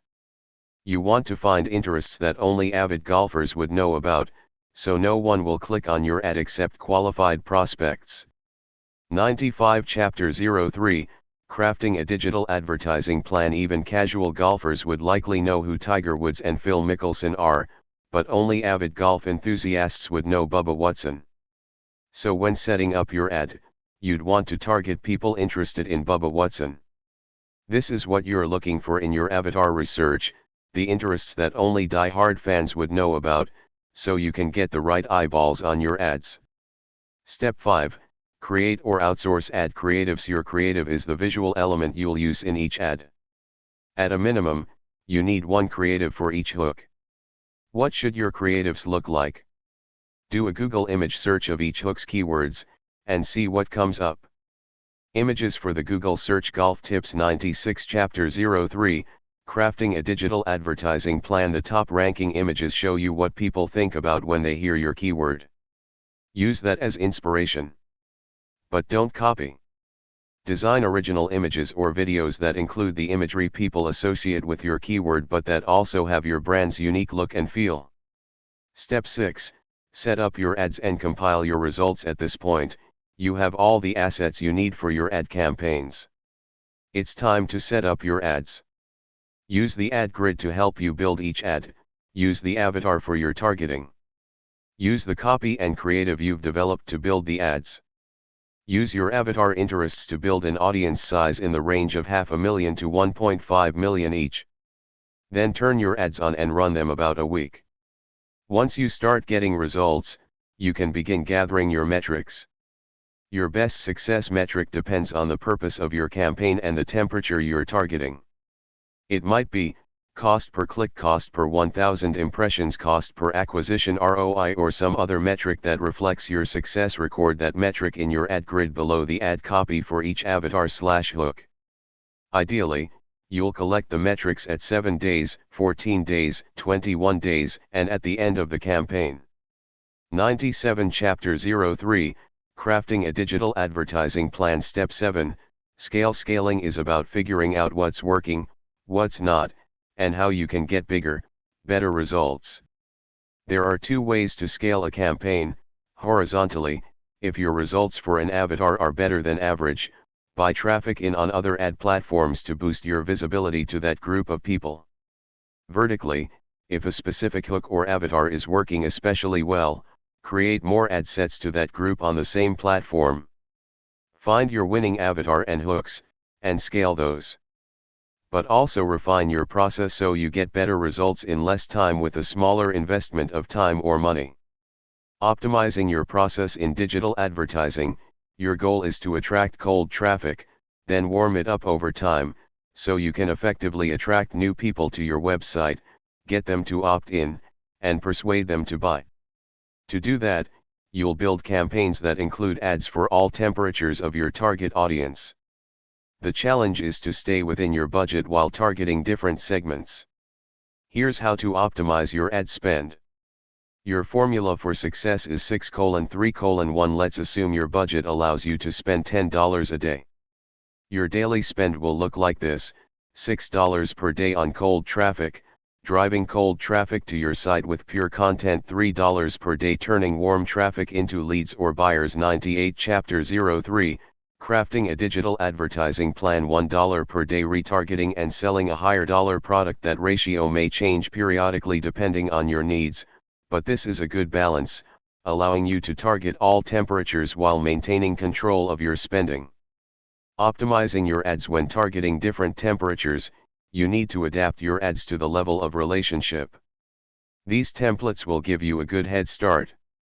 Cold traffic ad. 99 Chapter 03, Crafting a Digital Advertising Plan. Warm traffic ad. Hot traffic ad. Optimizing a weak campaign. If a campaign isn't performing well, go back to your offer. If you have a powerful offer, your other elements can be weak and the ads will still work. But if your offer isn't right, nothing else matters. In some cases, your ads will start out strong, but results will wane over time. 100 Chapter 03, Crafting a Digital Advertising Plan. When this happens, it usually means ad fatigue has set in. People have seen the ad too many times and aren't responding to it anymore. You can fix ad fatigue in two ways: 1. Retarget to another audience. 2. Change out the campaign. The lingo, the language of digital advertising. What are the terms you need to know as a digital advertiser? Traffic temperature, the classification of the audiences you target with your digital advertising campaigns as cold, warm, or hot. Cold traffic, audiences targeted with ads that have no prior experience with your brands, products, or people. Ads targeted at cold audiences introduce the business to the prospect and establish trust and authority in an effort to build awareness. Warm traffic, audiences targeted with ads that are aware of your brands, products, or people but have not yet converted to a customer or haven't purchased in a long period of time. Ads targeted at warm audiences should be designed to convince a prospect that you have the superior solution. Hot traffic audiences targeted with ads that have previously purchased. These audiences know your reputation and have used your product or service. Ads targeted at hot audiences should convert a customer into a high-ticket or repeat buyer. Most ad campaigns to hot audiences will be conducted through retargeting. 101 Chapter 03, Crafting a Digital Advertising Plan. Retargeting campaign. An ad campaign designed to reach customers and prospects with a message and offer that is based on their previous behavior. That behavior might be an opt-in to a lead form, a purchase, or a visit to a page on your website. Ad retargeting is available from ad platforms such as Facebook and Google. Frequency. How many times has an ad been shown to the people you're targeting? Ideally, you want to keep the frequency below 10. If people to see the same ad too many times, it becomes annoying and can lead to ad fatigue. Relevance. The Facebook metric calculating how relevant your ad is to your target audience. In Google AdWords, it's called Quality Score. It measures people's engagement level and how much they like your ad. The metrics you'll use to measure success. What are the metrics you need to watch as a digital advertiser? Click-through rate, CTR, the number of clicks divided by the number of impressions on an ad and any other call to action. The higher the click-through rate, the more prospects you will be moving from stage to stage in the customer journey. Cost per acquisition of customer, CPA, the amount of advertising spent divided by the number of customers generated. Drill down on this metric by calculating CPA by traffic campaign, traffic source, and more. Cost per lead, CPL, the amount of advertising spent divided by the number of leads generated. Once again, drill down on this metric by calculating CPL by traffic campaign, traffic source, and more. 102 Chapter 03, Crafting a Digital Advertising Plan. Cost per click, CPC, the amount of advertising spent divided by the number of clicks on the ad set, or ad campaign. Believe it or not, this is the least important of these four metrics. Cost per 1,000 impressions, CPM, the amount it costs to reach 1 million people.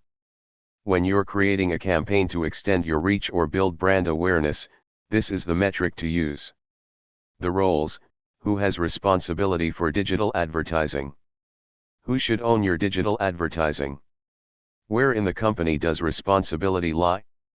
Media buyer/paid traffic specialist. The paid traffic team, or individual, should have primary responsibility for setting up and deploying your digital advertising. They'll rely on input from other teams and individuals within the organization, especially from designers for creating the ad graphics and landing pages, marketing and sales for creating compelling offers, and content marketing for finding great content to direct cold traffic to. 103 Chapter 03, Crafting a Digital Advertising Plan. Marketing and sales. As the competition for attention continues to increase online, all marketing teams must learn to buy traffic at a positive return on ad spend. Content marketing. Any team member who is producing content, blogs, podcasts, videos, press releases, etc., must understand how that content can be leveraged by a paid traffic specialist. Data and analytics. To produce a positive return on ad spend, a paid traffic team needs access to an analyst that understands the goals and processes involved in buying traffic. Summing up: digital advertising is a key tactic for digital marketers because it gives you control over your traffic flow. To succeed, though, you need to create different campaigns for each stage of the customer journey, and you need to understand the temperature of each stage. Get that right, and you'll soon be driving traffic like a pro. But your digital marketing mastery doesn't stop there. Not only do you want to be driving traffic to your on-site content and landing pages, you also want to engage your audience in social media. And that's just what we'll cover in the next chapter. 104 Chapter 03, Crafting a Digital Advertising Plan. Become a digital advertising specialist. Companies today must have scalable traffic campaigns that produce new, qualified customers from scratch if they want consistent growth. In this mastery course, you'll gain the skills you need to help brands and businesses leverage paid traffic channels such as Google, Facebook, Twitter, YouTube and other demand gen platforms to grow their customer base, without breaking the bank.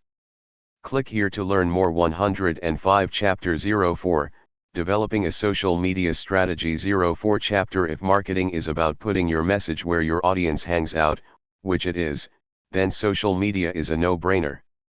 That said, many businesses fail to fully leverage social media in their marketing plans. They dabble, sure, but their strategic efforts end with content and advertising. That's a big mistake, and here's why. Today, 79% of US internet users are on Facebook. 6 out of 10 Americans stay updated on news through social media, while 35% have used social media to look for or research a job. And these same numbers are reflected worldwide.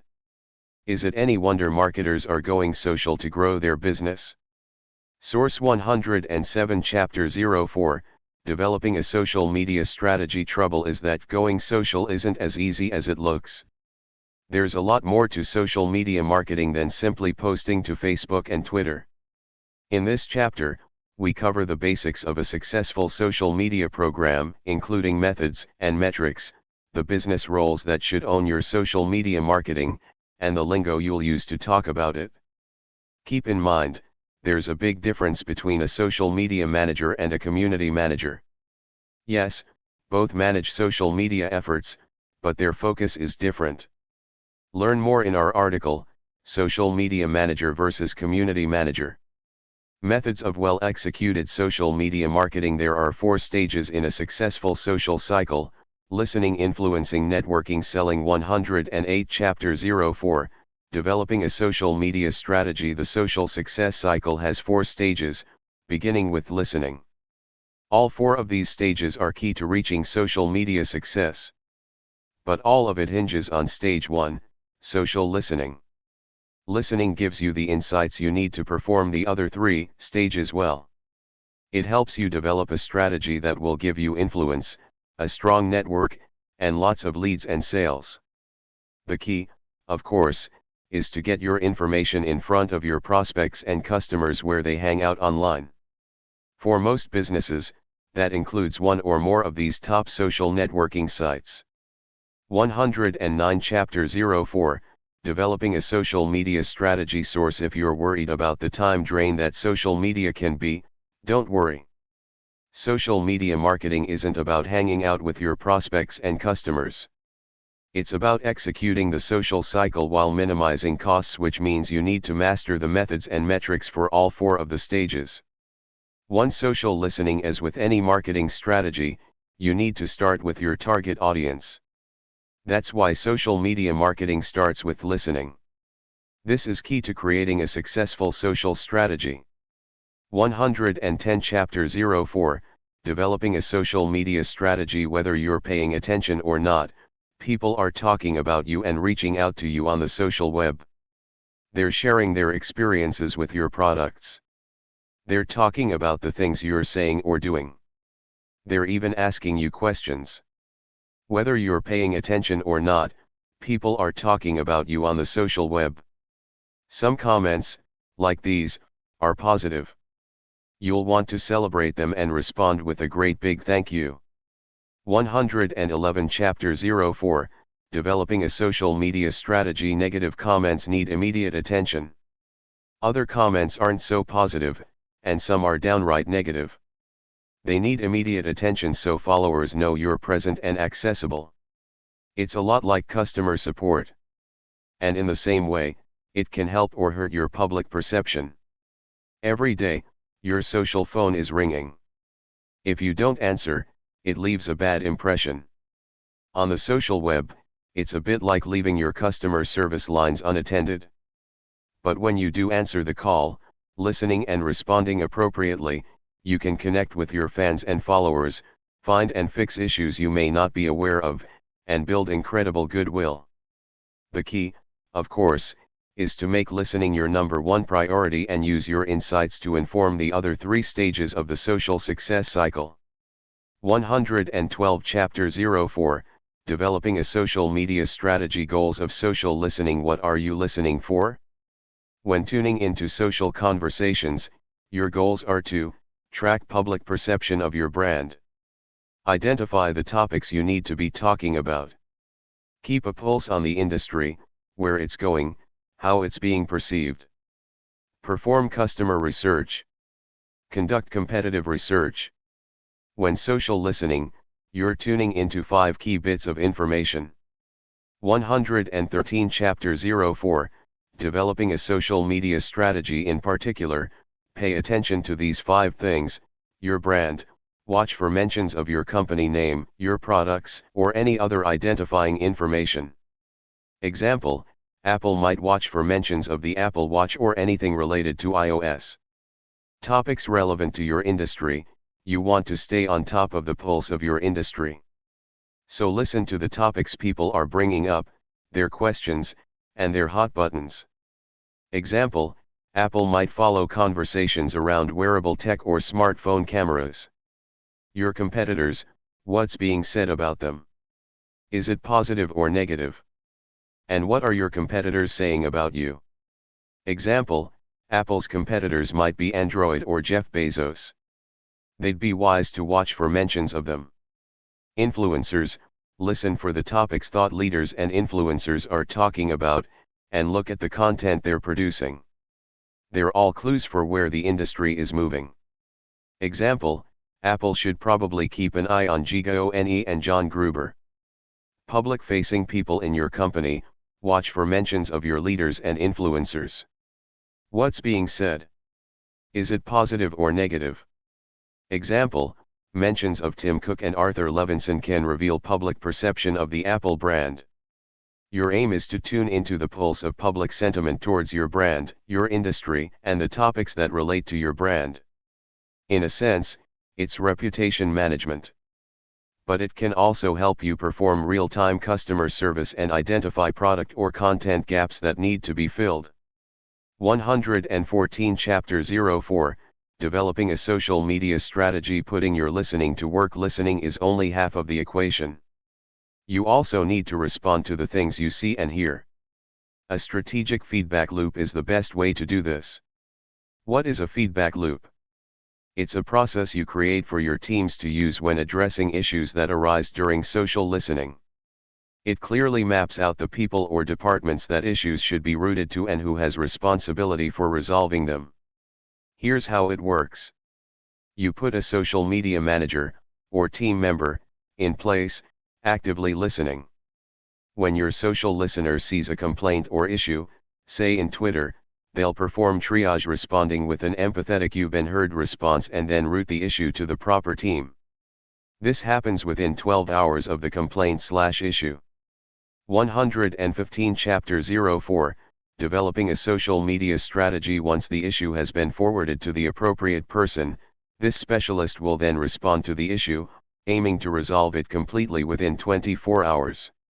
Here's why it works.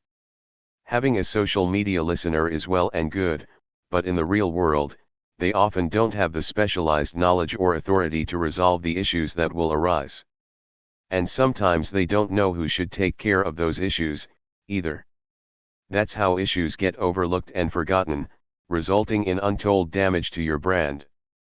But with your feedback loop, that won't happen. This flowchart clearly maps out the most appropriate departments for resolving different issues. For example, who in customer care will handle customer service issues? Who on the content team will handle content issues? Who on the product team will handle product issues? So your social listener knows exactly who to alert when issues arise, and your social media team is able to quickly respond to anything they see. Let's break this down into 3 basic steps. The 3-step social customer service plan. For social media marketing to work, you need to make it human and authentic. Even when you're dealing with a complaint, your aim is to align yourself with the person, de-escalate the situation, and provide a compassionate, human touch. Here's the 3-step process for doing that. 1. Respond quickly. Social media moves quickly. Make sure you perform triage within 12 hours and resolve issues within 24 hours. 116 Chapter 04, Developing a Social Media Strategy. 2. Empathize. Make an empathetic statement as soon as possible. I'm sorry you ran into this, I know this is frustrating, or I can understand how important this is to you. 3. Move it to a private channel. If you can't solve the issue in a sentence or two, take it off public channels. Private messaging, email, or a phone call allow you to talk in detail without the rest of your followers adding their 2 cents to the discussion. This approach demonstrates that you're listening. It also allows you to express compassion. And by moving the conversation to a private channel, you make people feel as if you're committed to giving them a real solution. Metrics to watch. What should you measure to track your social listening efforts? Reputation score, aka sentiment level. Are people happy or sad when talking about you? Is the tone negative or positive? Retention rate. Are you retaining customers and followers? If not, why? Refund rate. Are you able to resolve issues without having to issue refunds? Product gaps identified. What suggestions are people making for new product features? Content gaps identified. What content should you develop to answer questions and resolve issues before they arise? Extra, read more about social listening and feedback loops here. http://www.digitalmarketer.com/social-listening 117 Chapter 04, Developing a Social Media Strategy 2. Social influencing. At this stage, your aim is to lead and direct your followers' opinions, attitudes, and behaviors. And since you've been listening, it's relatively easy. You already know the trending topics and conversations taking place, so adding your authority voice is the natural next step. What are the signs that your influence is growing?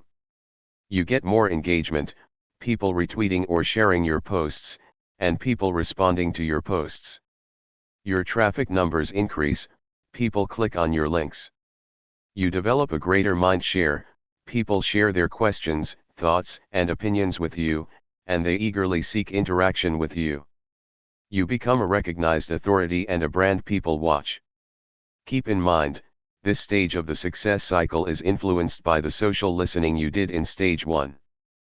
But the reality is that you'll continue listening at every stage. In fact, once the cycle is going, you'll perform every stage every day. Goals for social influencing. During this phase of the social success cycle, you're trying to increase engagement with your brand and your content. Start conversations around the topics related to your business. Boost traffic to your site. Build awareness of your products and offers. Grow your retargeting list. 118 Chapter 04, Developing a Social Media Strategy. Retargeting is an advanced tactic that can significantly boost your bottom line. To learn more about retargeting, or remarketing, read the Remarketing Grid, The Science of Ad Retargeting. Audience segmentation. Metrics to watch. How do you know you're building your social influence? These are the metrics that matter most. Site engagement rates. Are you getting more social shares and comments? Traffic by channel. Traffic from your social media channels should increase over time. Offer awareness. People see and respond to the offers you make in social media. Retargeting list growth.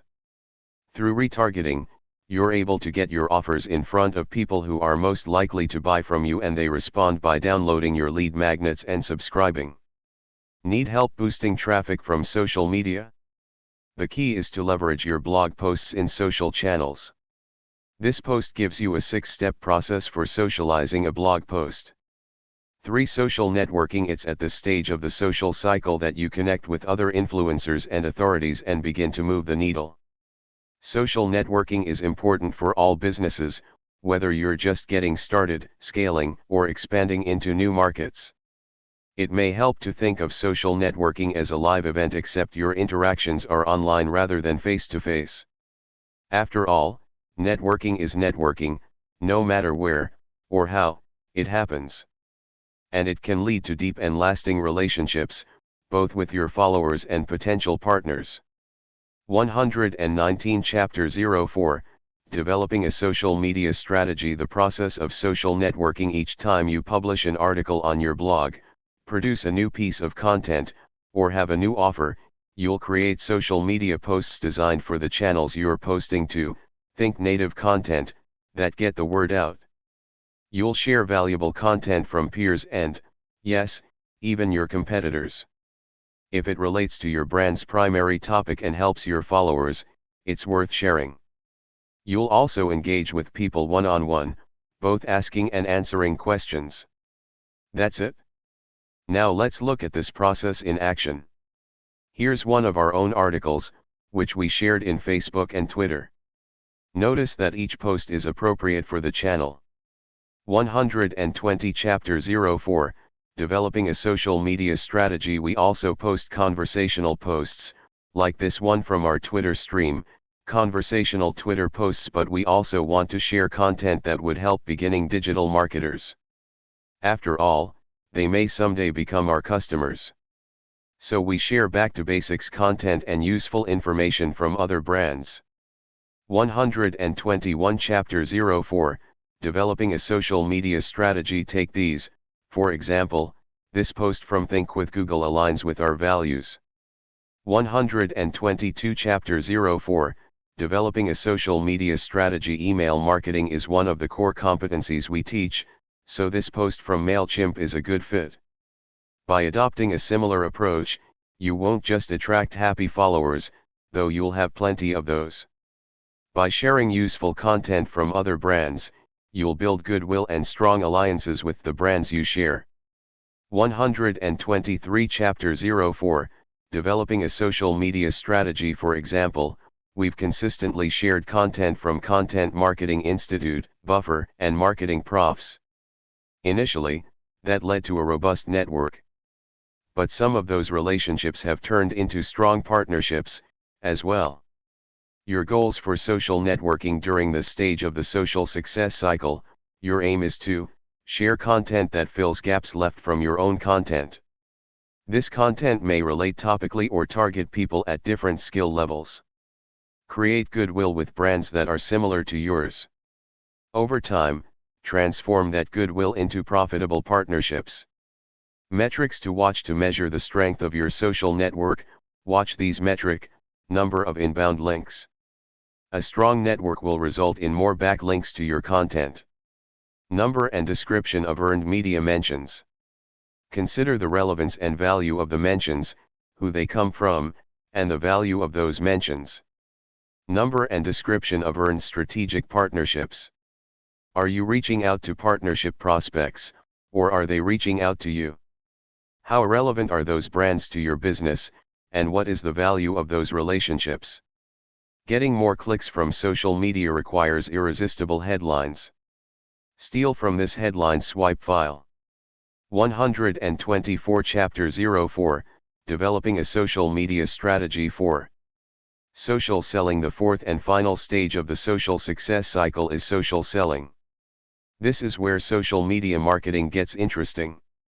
Finally, after listening to your prospects, building authority in your space, and establishing a strong network, you can start putting your offers in front of people and converting them. What does good social selling look like? Good social selling integrates with your funnels. The short answer is funnels. But you'll use multiple channels for getting people into those funnels, from blogging to retargeting to pay-per-click advertising.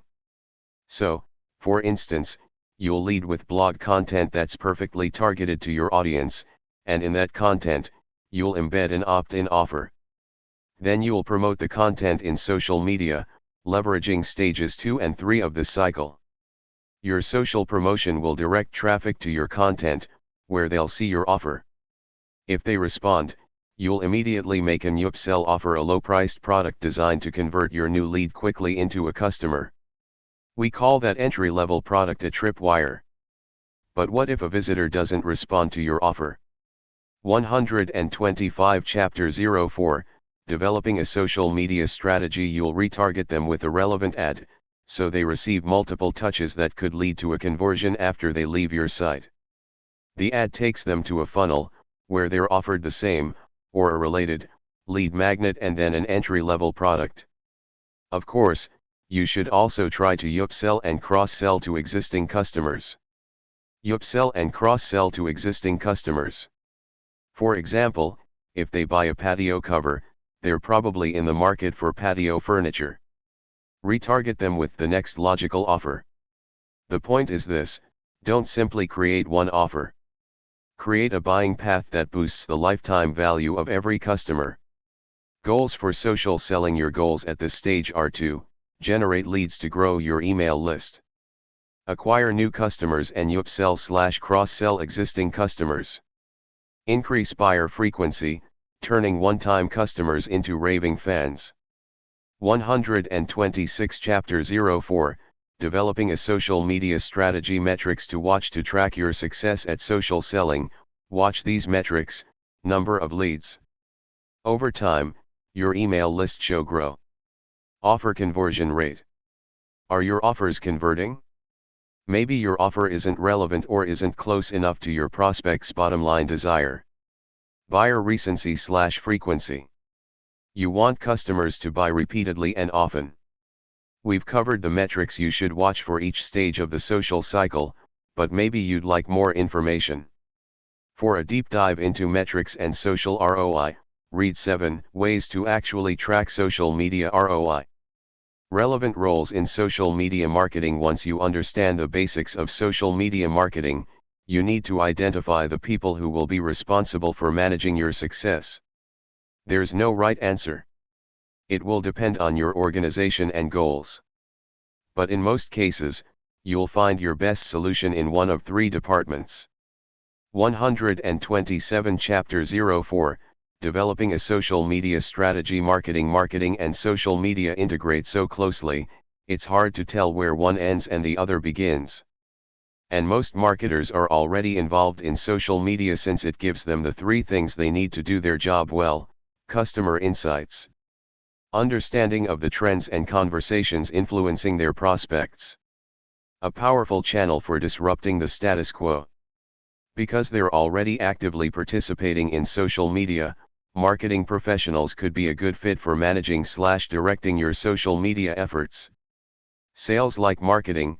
Successful sales depends on being relevant and current. Salespeople often use social media to engage with prospects, identify talking points, and figure out what matters most to people evaluating their products. That being the case, someone on your sales team may be a good fit for managing/directing your social media program. Public relations. Public relations is another good option for taking responsibility of your social media. PR is all about creating a positive brand perception, and it's already customer-centric, which makes it social by default. Community manager. One last source to consider is your community manager, if you have one. Social media is about being present and truly engaging with your fans and followers.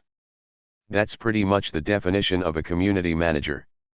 128 Chapter 04, Developing a Social Media Strategy. If you already have an active social community, your community manager could be a good fit for taking on your social media efforts. They already create, maintain, and encourage member-to-member relationships. As your social media manager/director, they'll simply scale those efforts. The lingo you'll use in your social cycle. Knowing the lingo will help you communicate what you're doing with other professionals. Here are 5 terms you need to know. Value first offer. Social media marketing is really just another channel for your marketing, which means you're creating an environment where you can make successful offers. Offers that are appropriate for social channels include valuable content. Link to content that has embedded offers and CTAs. Lead magnets, or opt-in offers. These are designed to get cold traffic into your funnels.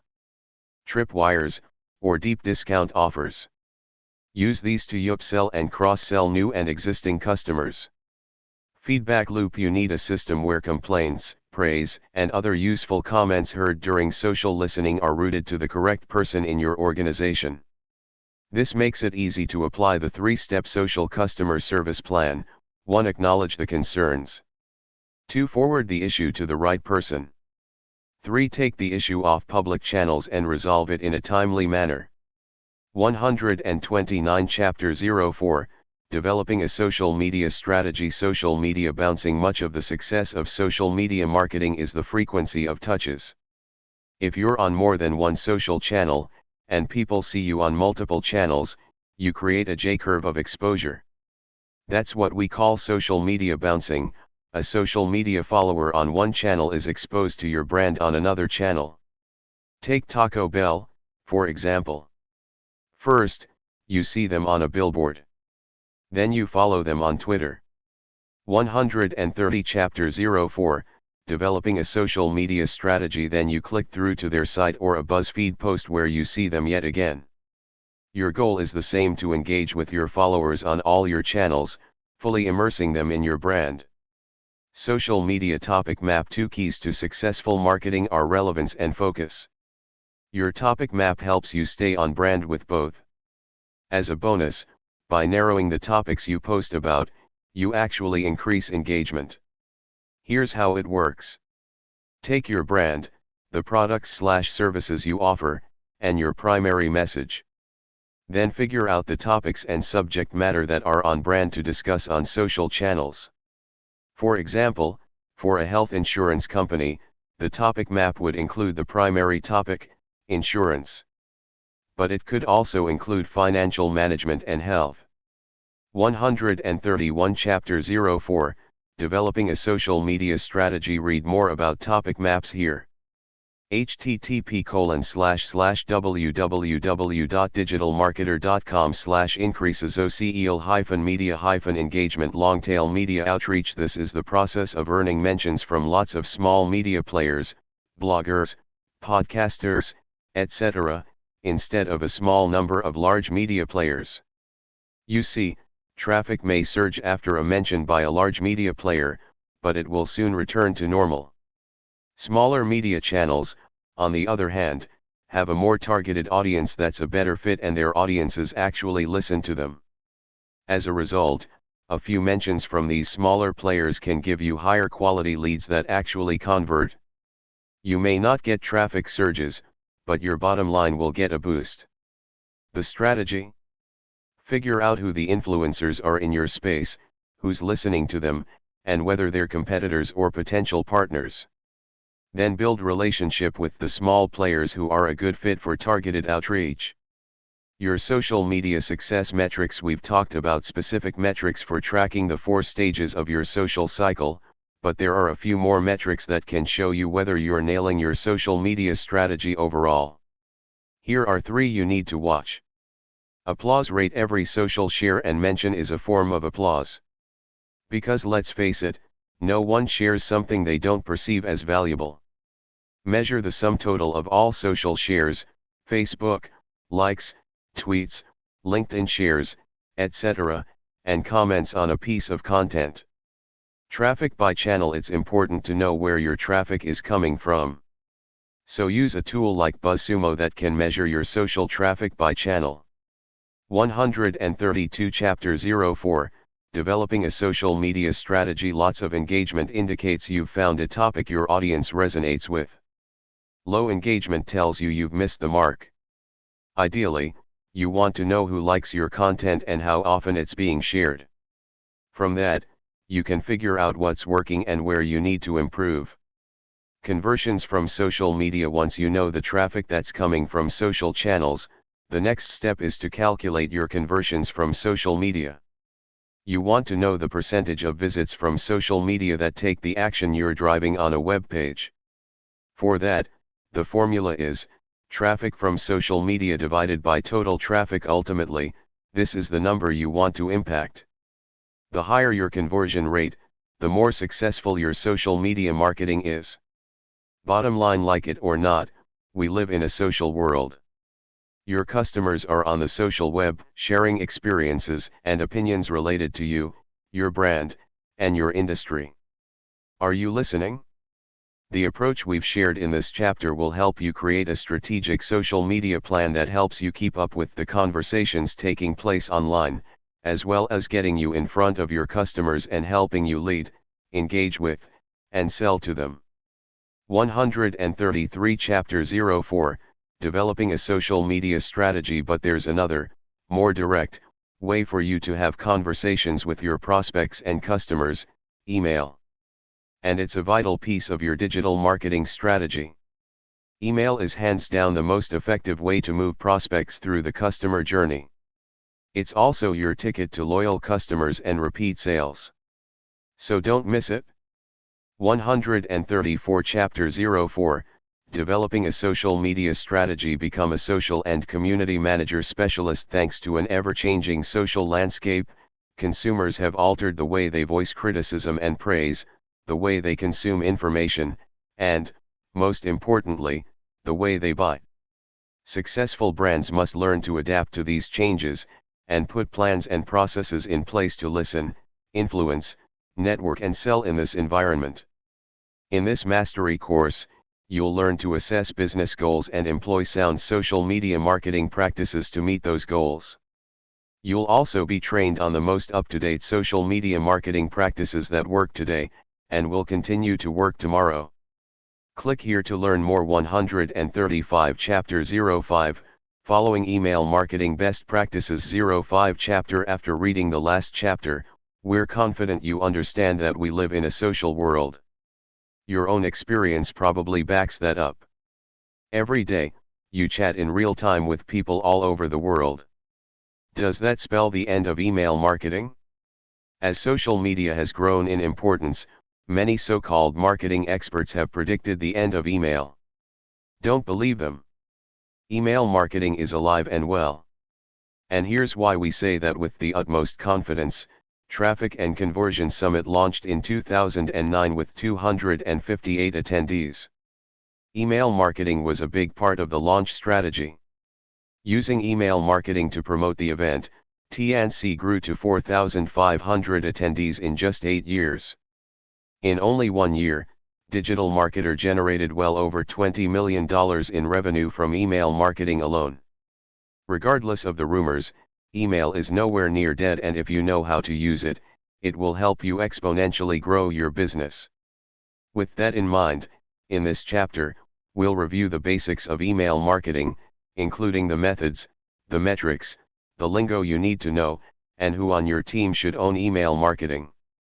But first, let's look at the role email plays in a growing business. 137 Chapter 05, Following Email Marketing Best Practices. The role of email marketing. Email marketing can be used for branding, engagement, acquisition, retention, direct sales, reactivation, generating traffic, and getting referrals, making it one of the most versatile tools any business can use to grow their business. But it's important to understand why we use email marketing. Interestingly, it's not for profit or growth. The outcome of strategic email marketing is indeed profit and growth, but the purpose of email marketing is to move your customers from one stage of the value journey to the next. The goal of email is to assist and expedite a customer's movement from one stage of the value journey to the next. We talked about the customer value journey in Chapter 1. But let's review it again. 138 Chapter 05, Following Email Marketing Best Practices. This is your business. Think of it as a path your customers will travel as they get to know you. In the bottom left corner, they're only just becoming aware of you, but by the time they reach the top right corner, not only do they know you, they promote you to everyone they know because you've transformed their life. This journey, from awareness to conversion to promotion, is the customer journey. As the customer travels this path, their lifetime value increases as well, adding profits and stability to your business. That's why we also call this the value journey. And it's through email that you expedite the journey if you understand the methods that work. 139 Chapter 05, Following Email Marketing Best Practices. Methods of well-executed email marketing. Email marketing is more than broadcasting an email every time you publish a new blog post. And it's more than sending email alerts when you have a promotion or sale. To master email marketing, you need to understand the types of emails you'll use, their timing, and the different campaigns you'll use to connect with your subscribers.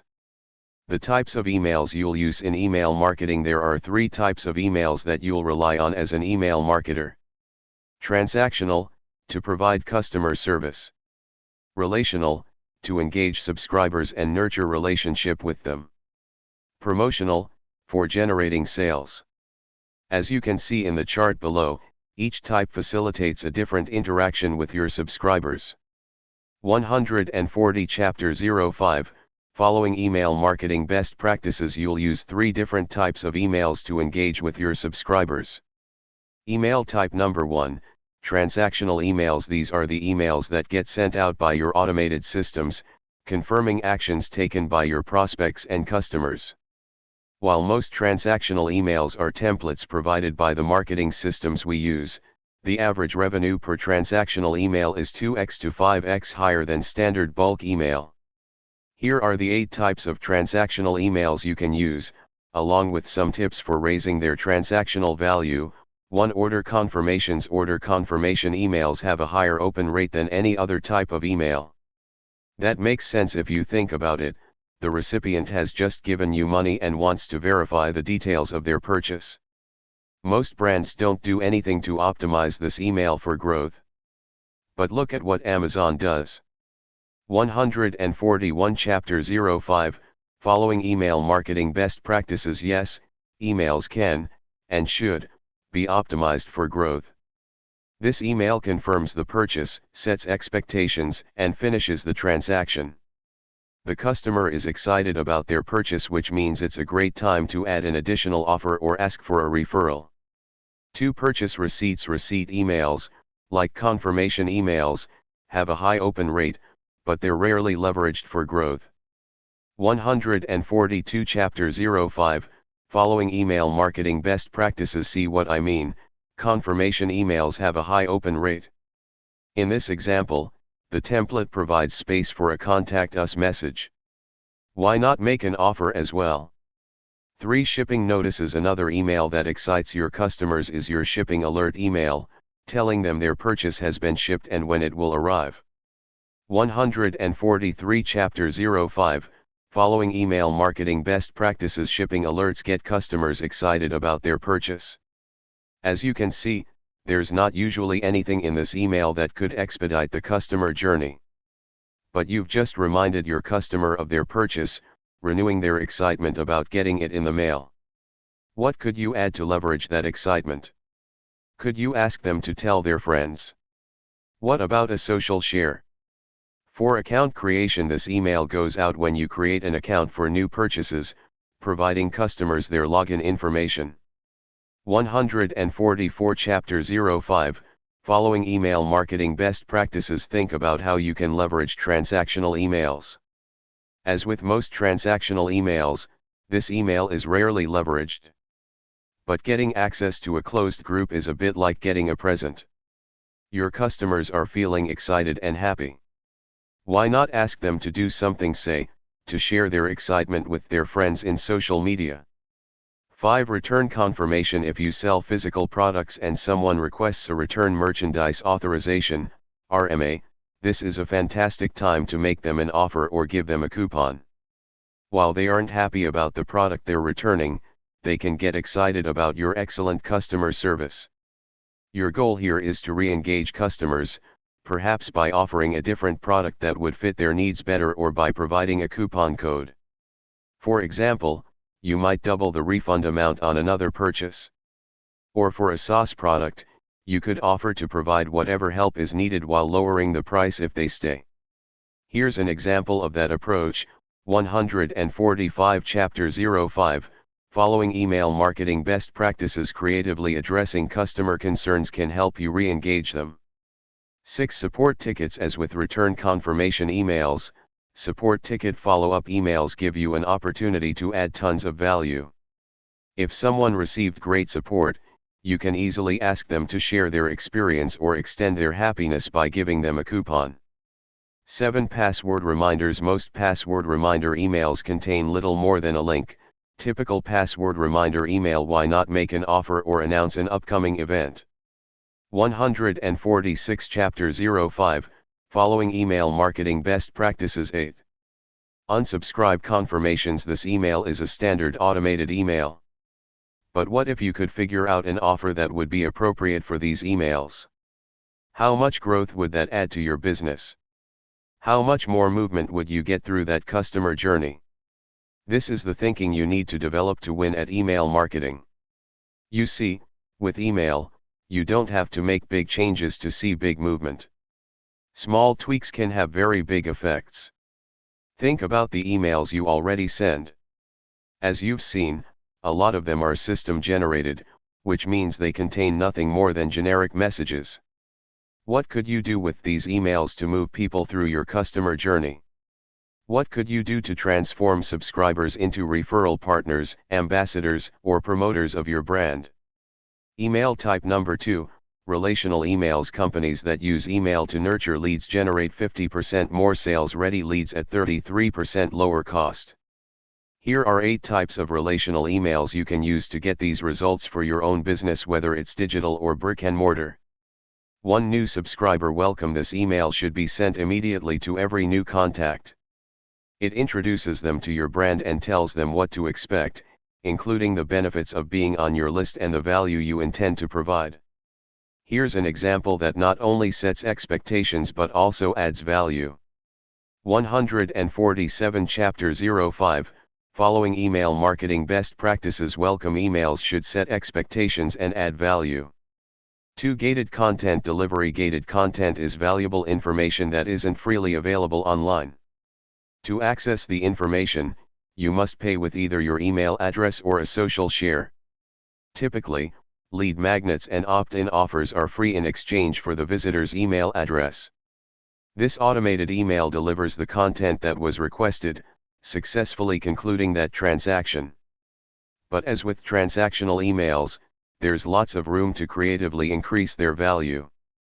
148 Chapter 05, Following Email Marketing Best Practices. Notice that Bob Bly's email, above, tells people how to access their gated content while selling the value of being a subscriber. This gets people excited about opening his emails and helps him retain subscribers long term. 3. Newsletters/blog articles. Whenever you create content, you should use email to distribute it to your subscribers. These emails can be short and simple, introducing your topic and providing a link to access it. Use email to distribute new blog articles to your subscribers. 149 Chapter 05, Following Email Marketing Best Practices. 4. Webinar/event confirmation. This type of email is both relational and transactional. You've asked someone to block off some time to put you into their schedule. They've made a commitment to you. You need to confirm that commitment. That's the transactional side of things. You need to send them a confirmation email that spells out the date and time of your webinar, plus any other pertinent information. But you also want these emails to be relational because people prioritize time they've set aside for their friends. Here's a good example from one of our webinars. Notice that we review the information that will be shared in the event, so attendees' interest will stay high.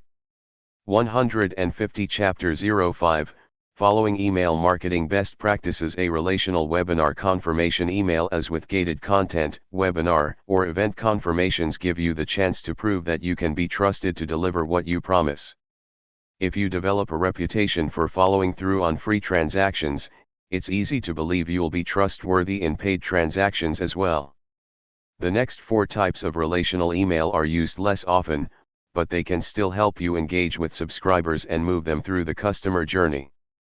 They are, 151 Chapter 05, Following Email Marketing Best Practices. 5. Survey/review. Surveys can help you learn more about your customers' interests. It can also help you segment them so your offers will be precisely targeted to their needs. 6. Social update. Update your followers on changes in your company or your product. This can help you build excitement as well as preparing them for what's coming up. 7. Contest announcement. Contests build excitement and attract new subscribers. Your current email subscribers should be the first to hear the news, though. After all, they're probably your most avid fans. 8. Referral request. After any positive interaction with your subscribers, it makes sense to ask for a referral. Think new purchase, resolution of a problem, or just a friendly email with a kind word. Relational emails, regardless of why they're being sent, should be human rather than scripted. And they should always provide value. Remember to spell out the next steps and encourage people to take those steps right away. Email type number 3, promotional emails. According to the Direct Marketing Association, 66% of consumers have made a purchase online as a direct result of an email marketing message. Obviously, promotional emails are a powerful growth tool. So let's talk about the 8 types of promotional emails you should be sending, including examples from the Digital Marketer Archives. 1. Promotional content. Promotional content is content that's perceived as valuable to your audience while it generates sales for you. 152 Chapter 05, Following Email Marketing Best Practices. This type of content shouldn't be overused, but balanced with relational content, it's a good way to engage your subscribers. You can see this dual purpose in action in the example below. Promotional content is valuable while generating sales. 153 Chapter 05, Following Email Marketing Best Practices. The value to the recipient is a free template, but its goal is to promote the summit. 2. New gated content. Gated content aims to attract new subscribers, but existing subscribers are likely to want it as well. Why not send it to your email list to get them re-engaged and move them along the customer journey? This example has the subject line, "Checklist Get Up to 20% Better Email Deliverability," which is sure to get noticed. Make sure your subject line is just as compelling. 154 Chapter 05, Following Email Marketing Best Practices. New gated content, sent to your subscribers, can get them re-engaged. 155 Chapter 05, Following Email Marketing Best Practices. 3. A sale announcement. Sale announcements get more engagement than any other type of email. Clearly, if you want to make a bunch of sales, have a sale. But you need to use a subject line that's guaranteed to get noticed. Like this one, Flash Sale 7 Proven Blog Post Templates, 85% off. 156 Chapter 05, Following Email Marketing Best Practices. Sales announcements get a lot of engagement, provided the subject line is good. 157 Chapter 05, Following Email Marketing Best Practices. 4. New product release. Your goal as an email marketer is to take new subscribers all the way through the value journey, transforming them into promoters. Why? Because promoters are hyper-responsive and typically want everything you produce. That being the case, you should always be producing new products to support these hyper buyers. Then, make sure they know about it by creating a series of announcement/promotion emails like this one, announcing Digital Marketer's all-new content and commerce event in 2016. 158 Chapter 05, Following Email Marketing Best Practices. Always produce new content to support hyper buyers. In the same way, use these last 4 types of promotional emails to let your subscribers and hyper buyers know what you're doing to solve their problems. 5. Webinar announcements. 6. Event announcements. 159 Chapter 05, Following Email Marketing Best Practices. 7. Trial offers. 8. Upgrade offers. Now let's talk about the difference between broadcast and triggered emails. When to send each type of email, and to whom. Email service providers allow you to send emails in one of 2 ways. Broadcast emails are sent manually to your entire list or a segment of your list. They work well for promotions and content emails. Autoresponders are set up in advance to be delivered when someone performs a triggering action. Most of your email marketing, barring promotions and content emails, should be automated. Keep in mind, though, just because you can trigger a message, doesn't mean you should. By segmenting and automating your emails, you're able to send messages that are highly relevant to your subscribers' interests and priorities. That's a win for you and your subscribers. But just as you can under-automate, you can also over-automate, creating long, complex campaigns that keep your subscribers stuck in a particular phase of their value journey. The goal, remember, is to expedite people's customer journey. And the more emails you create for each stage of their journey, the greater the odds that you'll entrench them in that stage, slowing their overall journey. Triggering that works. Here are the 8 triggers that are most common in email automation. 1. New subscriber. 160 Chapter 05, Following email marketing best practices. When someone subscribes, you want to automate their welcome and indoctrination to create a great first impression. 2. Lead magnet request. Most new subscribers will join your list when they opt in to get a lead magnet. Automating delivery ensures they get it within minutes of their request. Be aware, a new subscriber will likely trigger 2 automations, subscriber welcome and lead magnet delivery both. That's okay. 3. Event registration. If someone registers for an event, set up a confirmation email that gives them the details they'll need, including date, time, and any access information.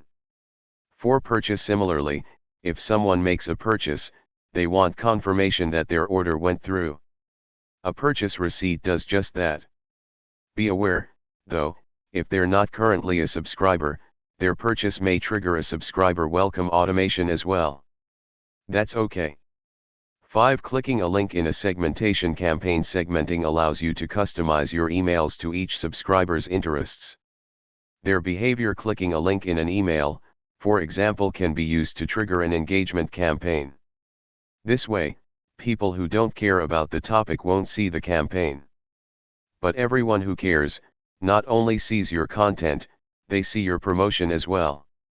6. Excitement about your brand. Referral requests can be automated to follow up purchases and other behaviors that indicate they're engaged and excited about your brand. 7. Cart abandonment. 161 Chapter 05, Following email marketing best practices. One of the easiest ways to increase customer value is to move people off the fence just prior to a purchase. When someone adds products to their cart but doesn't complete the transaction, that should trigger a reminder email. 8. Not engaging with your emails. Re-engagement is how you reactivate subscribers who have stopped engaging with your emails. Each of these triggers should set off an automated email campaign designed to follow up the triggering behavior and encourage people to take the next step in their customer journey. Understanding email timing. You want your subscribers to be excited about getting your emails, and you want to train them open and engage with them. There are 2 approaches you'll need to take to make that happen: segmentation and timing emails to coincide with the customer journey. Segmentation allows you to send emails to the people who will be most likely to respond favorably.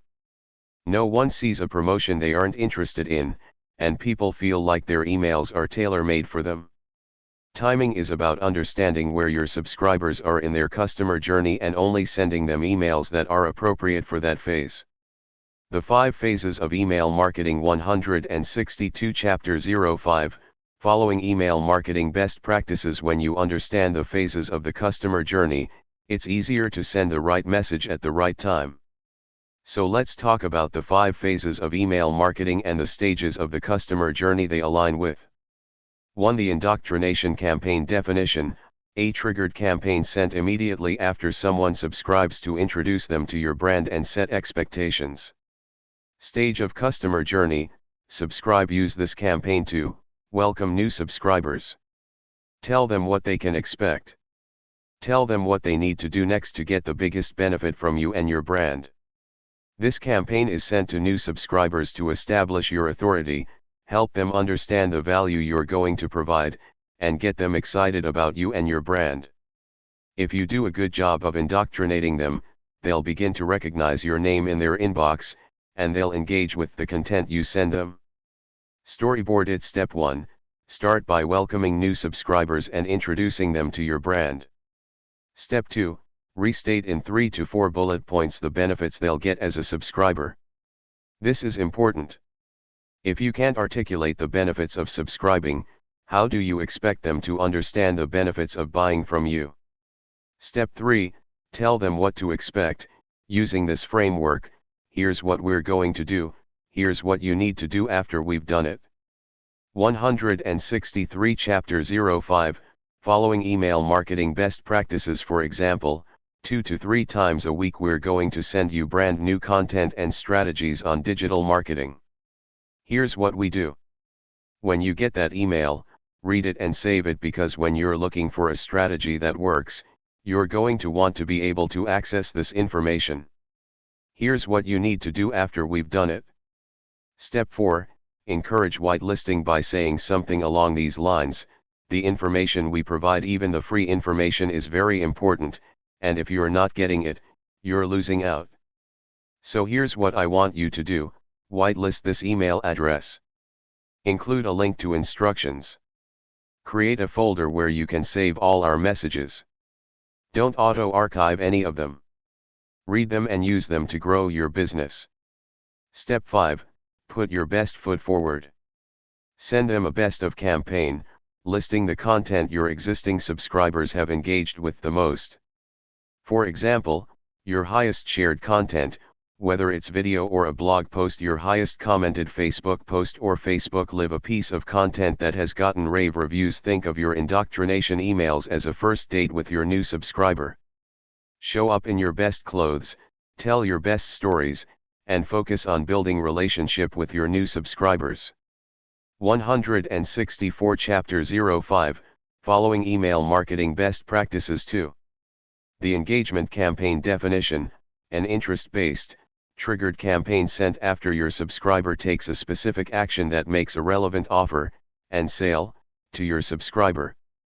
Stage of customer journey: convert and excite. Use this campaign to turn subscribers into buyers by prescribing the next logical step based on what you know they're currently interested in. This campaign targets subscribers who have just engaged with your brand. For instance, maybe they visited a page or downloaded a lead magnet, but they didn't take the next action you presented. The goal of this campaign is to engage with the subscriber, reference the positive action they've taken with you, and tell them the next logical action that will end in a purchase. Storyboard it. Step 1, acknowledge the action they just took. Step 2, try to overcome the objections you know they're experiencing. Don't just talk about the tactical, lever-pulling features. Address the thoughts and feelings that keep them from taking action. Step 3, prescribe the next logical step. Clearly spell it out. Step 4, ask them to buy. Email marketing is about building relationships with your followers, sure. But you need to set expectations from the beginning of that relationship. Since, ultimately, you want your followers to become customers, you need to confidently ask for the buy. 165 Chapter 05, Following Email Marketing Best Practices 3. The Ascension Campaign definition: an interest-based, triggered campaign that makes a relevant offer and sale to your subscriber immediately following their triggering behavior. Stage of customer journey: excite and ascend. Use this campaign to expedite and accelerate the value journey. Turn new buyers into multi-buyers by prescribing the next logical step, or nurturing them until it's appropriate to take that step. Like the engagement campaign, this campaign is triggered by a subscriber's action, generally a purchase, and presents the next logical step with your brand. In many cases, it fills the gaps in your funnel, improving your results. You see, each additional offer is a stopping point where customers might decline and exit your funnel. This sequence is designed to follow up that offer, provide extra incentives to buy, and overcome any objections for not buying. Storyboard it. Step 1, start by referencing the action they just took. Don't address the action they didn't take: we noticed that you didn't buy our core product, so I'm sending you this email. Congratulate them. Acknowledge their excitement. Build on that positive energy. Step 2, address and overcome the objections that might be keeping them from taking the next step. Step 3, clearly spell out the next logical step, so they know what they need to do. 166 Chapter 05, Following Email Marketing Best Practices. Your goal is to turn one-time buyers into multi-buyers. To do that, you must articulate the value you're providing, remind them of the benefits they'll receive, and increase their interest and excitement. But before you immediately start pushing a sale, ask yourself two important questions. Question number 1, what is the next step I want them to take? Question number 2, do I have any reason to believe they are ready to take that next step? These questions are important because, believe it or not, it can hurt to ask. What do I mean by that? Your offer must be appropriate for the stage of the relationship. If you move too fast or push too hard, you'll make your subscribers uncomfortable, and they'll leave. If they're not ready to take the next step in your value ladder, don't ask. Nurture that subscriber until the time is right, and then make your offer. For segmentation campaign definition, a manual promotional campaign sent to your entire database with the goal of segmenting your subscribers by interest. Stage of customer journey, all use this campaign to pique the interest of subscribers who are stuck in their value journey. Get them to segment themselves based on what they're interested in now. This is one of the only email campaigns that isn't automated and triggered by a subscriber's behavior.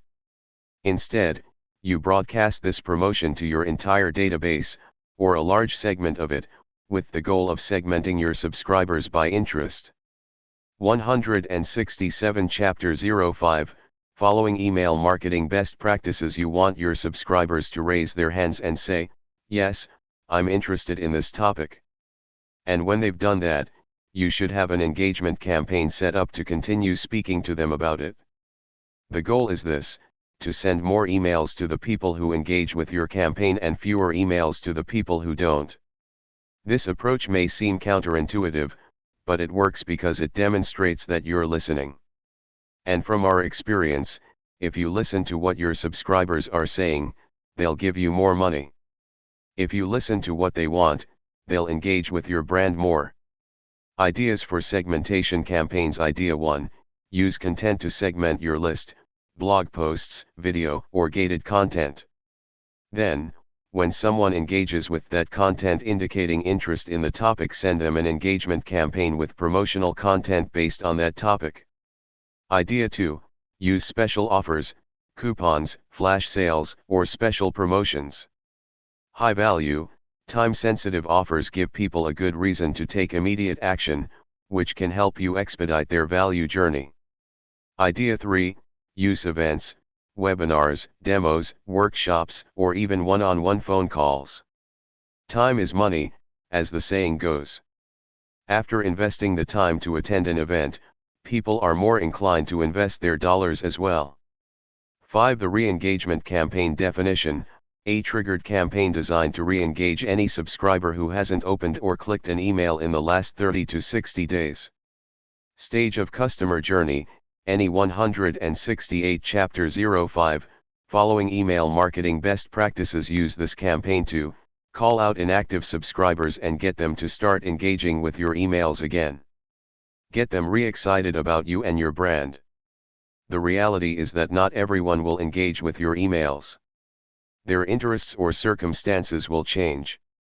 And no matter where they are on the customer journey, they can become inactive. What then? You send a re-engagement campaign designed to recapture their interest and get them opening and clicking your emails once again. Storyboard it. Step 1, identify your inactive subscribers, anyone who hasn't clicked on an email in the previous 30 to 60 days. Step 2, give them a reason to re-engage with your emails. For example, you could take the direct approach and ask, if everything's okay, I noticed you haven't been opening or clicking my emails, and I just wanted to send an email and ask, is everything okay? Step 3, remind them of the benefits of being a subscriber. Step 4, tell them what they've missed. As you would in an indoctrination campaign, send them some of your best content. If this campaign works, you'll have re-engaged your inactive subscribers and, hopefully, put them back on their value journey. But what if it doesn't work? Simple. Stop emailing them. 169 Chapter 05, Following Email Marketing Best Practices. Inactive subscribers raise your costs and hurt your deliverability. They're also the ones most likely to complain when they see your emails in their inbox. So there's no need to feel guilty. Clean your list on a regular basis. Using these 5 campaign types to expedite the customer journey. The 5 types of email campaigns we've just reviewed will help you engage your subscribers at every stage of their value journey. But it's important to remember that your goal isn't merely to engage people. Email marketing is about quickly move your subscribers from one stage of the value journey to the next. Typically, that journey begins when someone becomes aware of your brand and decides to subscribe. Once that happens, your job is to turn your new subscriber into a customer. Get them excited about the brand. Ascend them by getting them to buying more, higher value products. Turn them into an advocate. Turn them into a promoter. The 5 campaigns we've reviewed will help you achieve each of these goals and quickly turn new subscribers into active promoters. 170 Chapter 05, Following Email Marketing Best Practices. The metrics, how email marketing is measured. Sending the right emails to the right people at the right time is only one aspect of email marketing. To optimize your efforts, you also need to measure your results. Here are the top performance metrics that will help you manage your email marketing. List growth. For this metric, you want to watch the number of new subscribes as compared to the number of unsubscribes. As you might expect, you want the ratio to be positive. Delivery rate. The percent of messages delivered to the recipient's inbox relative to the number of emails sent. Aim for a delivery rate of 95+%. Open rate. The percent of messages opened by the recipient relative to the number of emails sent. 171 Chapter 05, Following Email Marketing Best Practices. Click-through rate, CTR, the percent of email messages clicked relative to the number of emails sent or, in some cases, relative to the number of emails opened. Unsubscribe rate. The percent of emails that lead to an unsubscribe relative to the number of emails sent. Complaint rate. The percent of emails marked as spam relative to the number of emails sent. Tip: your email delivery rate will go up if your open rate and click-through rates go up and unsubscribe rate goes down. This is why we encourage segmented email campaigns that target people at their specific stage in the value journey. Our approach to email marketing is strategically designed to boost opens and click-through while minimizing unsubscribes. The lingo email marketers use. What are the terms you need to know as an email marketer? Customer journey, also known as the value journey. The development of a relationship with a prospect that takes them on a path from awareness of your business, products, and brand to rabid fan. Broadcast email, an email sent out to all email subscribers or a segment of your email subscriber list. 172 Chapter 05, Following Email Marketing Best Practices. Triggered email, an email sent automatically when a customer or prospect performs a specific action. For example, a relevant offer might be sent to someone who fills out a lead form. Promotional calendar. The 30-day and 90-day calendars containing the planned email campaigns that will intentionally move a prospect through the customer journey. Email storyboarding. The process of planning the structure, timing, and content of an email campaign. Relevant roles. Who in your organization should be trained in email marketing? 3 different departments should be proficient at and understand the role of email marketing. 173 Chapter 05, Following Email Marketing Best Practices. Marketing. Every marketing professional should understand how email marketing can be leveraged to move prospects through the customer journey, especially your monetization team. Sales. One of the most effective ways to create sales-ready conversations is to engage prospects through email. Editorial. Your editorial team will use email to distribute the content they create and add value to subscribers on an ongoing basis. Bottom line: email marketing consistently generates the highest ROI of any marketing activity, but sadly most businesses are doing it wrong, or ignoring it completely. Email is most effective when you coordinate it with your content and advertising campaigns to indoctrinate your new subscribers, nurture those relationships, and move them quickly through the customer journey. It may take you a while to master the tactics we discussed in this chapter, but the effort is well worth it. Email marketing will drive growth as no other strategy can. The next step in mastering digital marketing is search marketing, and we'll cover that in the next chapter. 174 Chapter 05, Following email marketing best practices. Become an email marketing specialist. In this chapter, we've covered the basics, but you may still have questions. If so, let us know in the comments. Or, for more in-depth answers, consider becoming a certified email marketer. In our email mastery course, you'll learn the 3 types of email campaigns, as well as how and when to use them. You'll also learn how to architect the perfect promotional calendar and how to use automated email marketing to literally sell while you sleep. By the time you finish, you'll be able to effectively monetize any email list, while simultaneously increasing engagement with your subscribers. Click here to learn more. 175 Chapter 06, Designing Your Search Marketing Strategy. 06 Chapter Algorithm Updates. Semantic Markup. Search intent.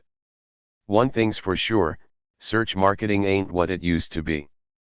Luckily, all these changes are good news for digital marketers like us. Because we're not trying to game the system. And when you're an honest marketer trying to deliver real value, you're building a solid foundation for search marketing success. That being the case, search marketing can help you boost your website's traffic and visitors' trust while supporting your other digital marketing disciplines too. In this chapter, you'll get an overview of the methods that are working now, including the lingo you'll use to talk about it, the metrics that will measure your success, and the business roles that should own your search marketing strategy. Before we dig into the details, though, let's cover a few foundational principles. The big picture first. SEO is a broad field divided into 2 big camps. 1. The structural, or technical, side. People in this camp focus on the technical details of your website rather than the quality of your content. 2. The content side of things. People in this camp know how to create well-optimized content, build links, and boost social shares. Which camp is best? 177 Chapter 06, Designing Your Search Marketing Strategy. There's no contest. To succeed at search marketing, you need both. When you need to create link assets or get more backlinks, you need an SEO content specialist. But if Google doesn't seem to see those assets, and you're not ranking, you've likely got structural issues. You need an SEO technician. Another thing to keep in mind is that SEO isn't a once-and-done task. Hundreds and thousands of websites are constantly battling for the number 1 spot in search engines for their target keywords, and securing that spot is kind of like playing the kids' game, King of the Mountain. SEO is a bit like the kids' game, King of the Mountain. You may knock off the guy who's sitting there now, but someone is coming behind you, trying to knock you off as soon as you get there. Which means your content needs to be finessed, updated, and promoted to rise in the search engine result pages, SERPs, and secure your top ranking spot. Meanwhile, everything needs to be working right from a technical perspective. 178 Chapter 06, Designing Your Search Marketing Strategy. Finally, search constantly changes. Google's algorithm isn't static. It's based on artificial intelligence, and it's learning more every day. As a result, the rules change too. The tactics you use today won't be the ones you use next month or next year. And that's okay. Expect to continue learning and adjusting the tactics you use. Don't resist, just accept it as part of the process, because the only way to win at this game is by following the rules.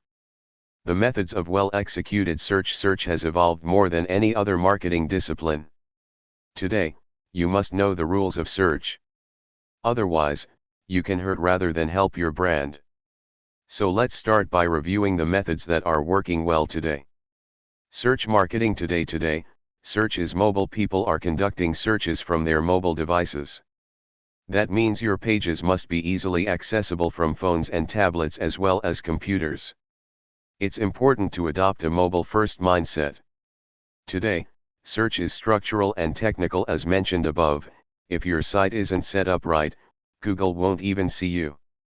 But once your structural issues are resolved, you'll focus mostly on content and basic on-page optimization. The key to SEO is simply to build a better page than anyone else on the web.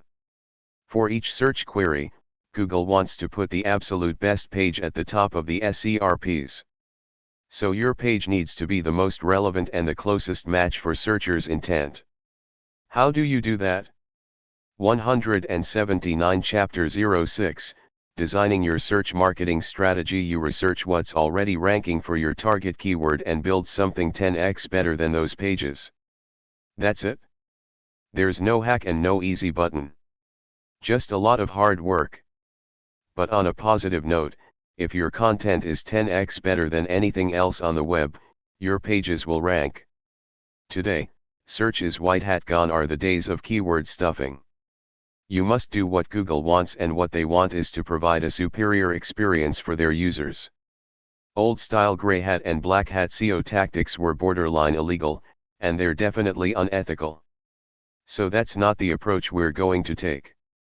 The tactics we cover will give you a sustainable business that's reputable and trustworthy. And honestly, it's the only way to grow your business long-term. Today, search is everywhere. It matters what comes to mind when the topic of search marketing comes up. Google, right?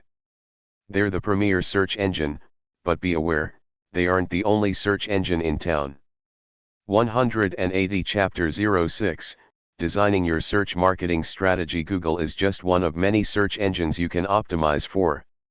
Today, every channel that uses search has an algorithm that you can learn and leverage for success. That means you aren't limited to optimizing for Google. It may be more lucrative for your business to focus on Google Maps or iTunes. Let me explain. Google's search bots are incredibly smart, which makes it hard to rise to the top of their SERPs. But most other search bots, think Amazon, Yelp, or Pinterest, are less complex and easier to understand. Not only that, there are likely fewer people competing for their top spots, so it's an easier game to win. We tend to equate search marketing with Google. But there's a lot more to it than that. Search marketing is about producing the right content and publishing it on the right channels to attract the right customers, then doing what it takes to make your content rise to the top, whether that's for Google or any other channel. 181 Chapter 06, Designing Your Search Marketing Strategy. Approaching it this way, you're taking the search game to a smaller playing field. While there may be fewer people searching those other channels, you'll create content that's optimized specifically for them. Today, search is about more than traffic. When it comes to SEO, we talk about winning, ranking, and beating out the competition. You'd think that ranking at the top of Google, or whatever channel you're using, is your top goal for search marketing. But it's not. You can't pay your bills with rank. And you can't take traffic to the bank. In reality, those metrics are fluff. The real question is this: are you making money from search? The reason we do search marketing is to get more leads and sales, right? So in the next section, we'll talk about a simple 6-part model for doing just that. Wondering how your site is doing in search? Perform a DIY SEO audit, high-impact SEO in 5 minutes or less, and find out. The 6-part model for winning at SEO. There are 3 stages of search marketing, each with 2 priorities. Let's take a look at what they are, and then we'll look at the entire 6-part system in action. Intent and Context. 182 Chapter 06, Designing Your Search Marketing Strategy. SEO starts with user intent. What do we mean by that? Essentially, everyone who types a query into Google's search bar is looking for something. Regardless of the keywords they use, they have a specific intent. But that intent exists within the context of what they're doing and what they want or need. Both the intent and the context are critically important for you to understand. For example, maybe their intent context, why they have this intent: hungry, they're on the road and want to know the restaurants that are near them. Lost, they need directions to the store they're looking for. Worried, some weird symptoms have shown up and they want to know what could be causing them. Stuck, they're installing tile in their kitchen and need instructions on cutting tiles. Making plans, they have an anniversary or other celebration coming up and are exploring their options.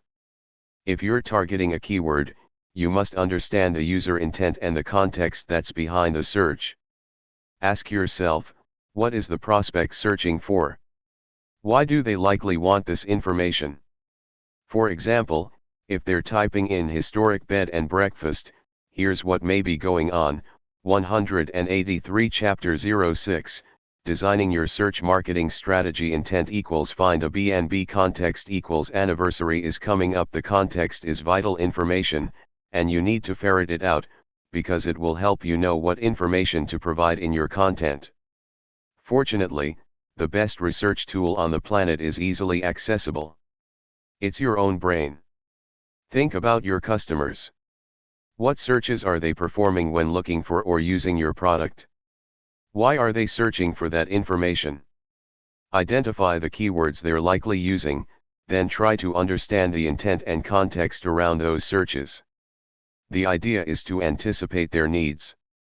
To help, do a quick Google search. Begin typing the keyword into Google and look at the auto-suggestions Google provides. See the image above for an example. These suggestions are the most common searches related to the words you're typing in, and from them, you can guess what people are looking for.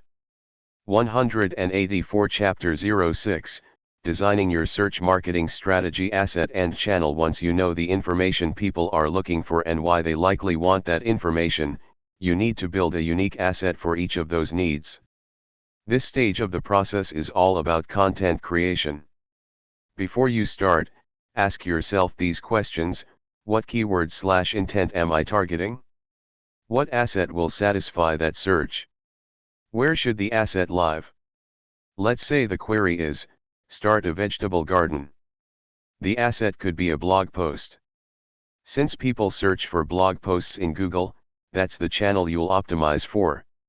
185 Chapter 06, Designing Your Search Marketing Strategy. Asset equals blog post, channel equals Google search. But Google isn't the only option.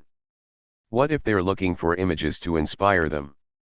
Asset equals Pinterest, pin, channel equals Pinterest. 186 Chapter 06, Designing Your Search Marketing Strategy. Or maybe they want to create the best garden in their community and want in-depth information. Asset equals book, channel equals Amazon Kindle. This same approach works for brick-and-mortar businesses. Let's go back to the B&B example we used earlier. What if people are looking for a B&B in St. Louis for their anniversary?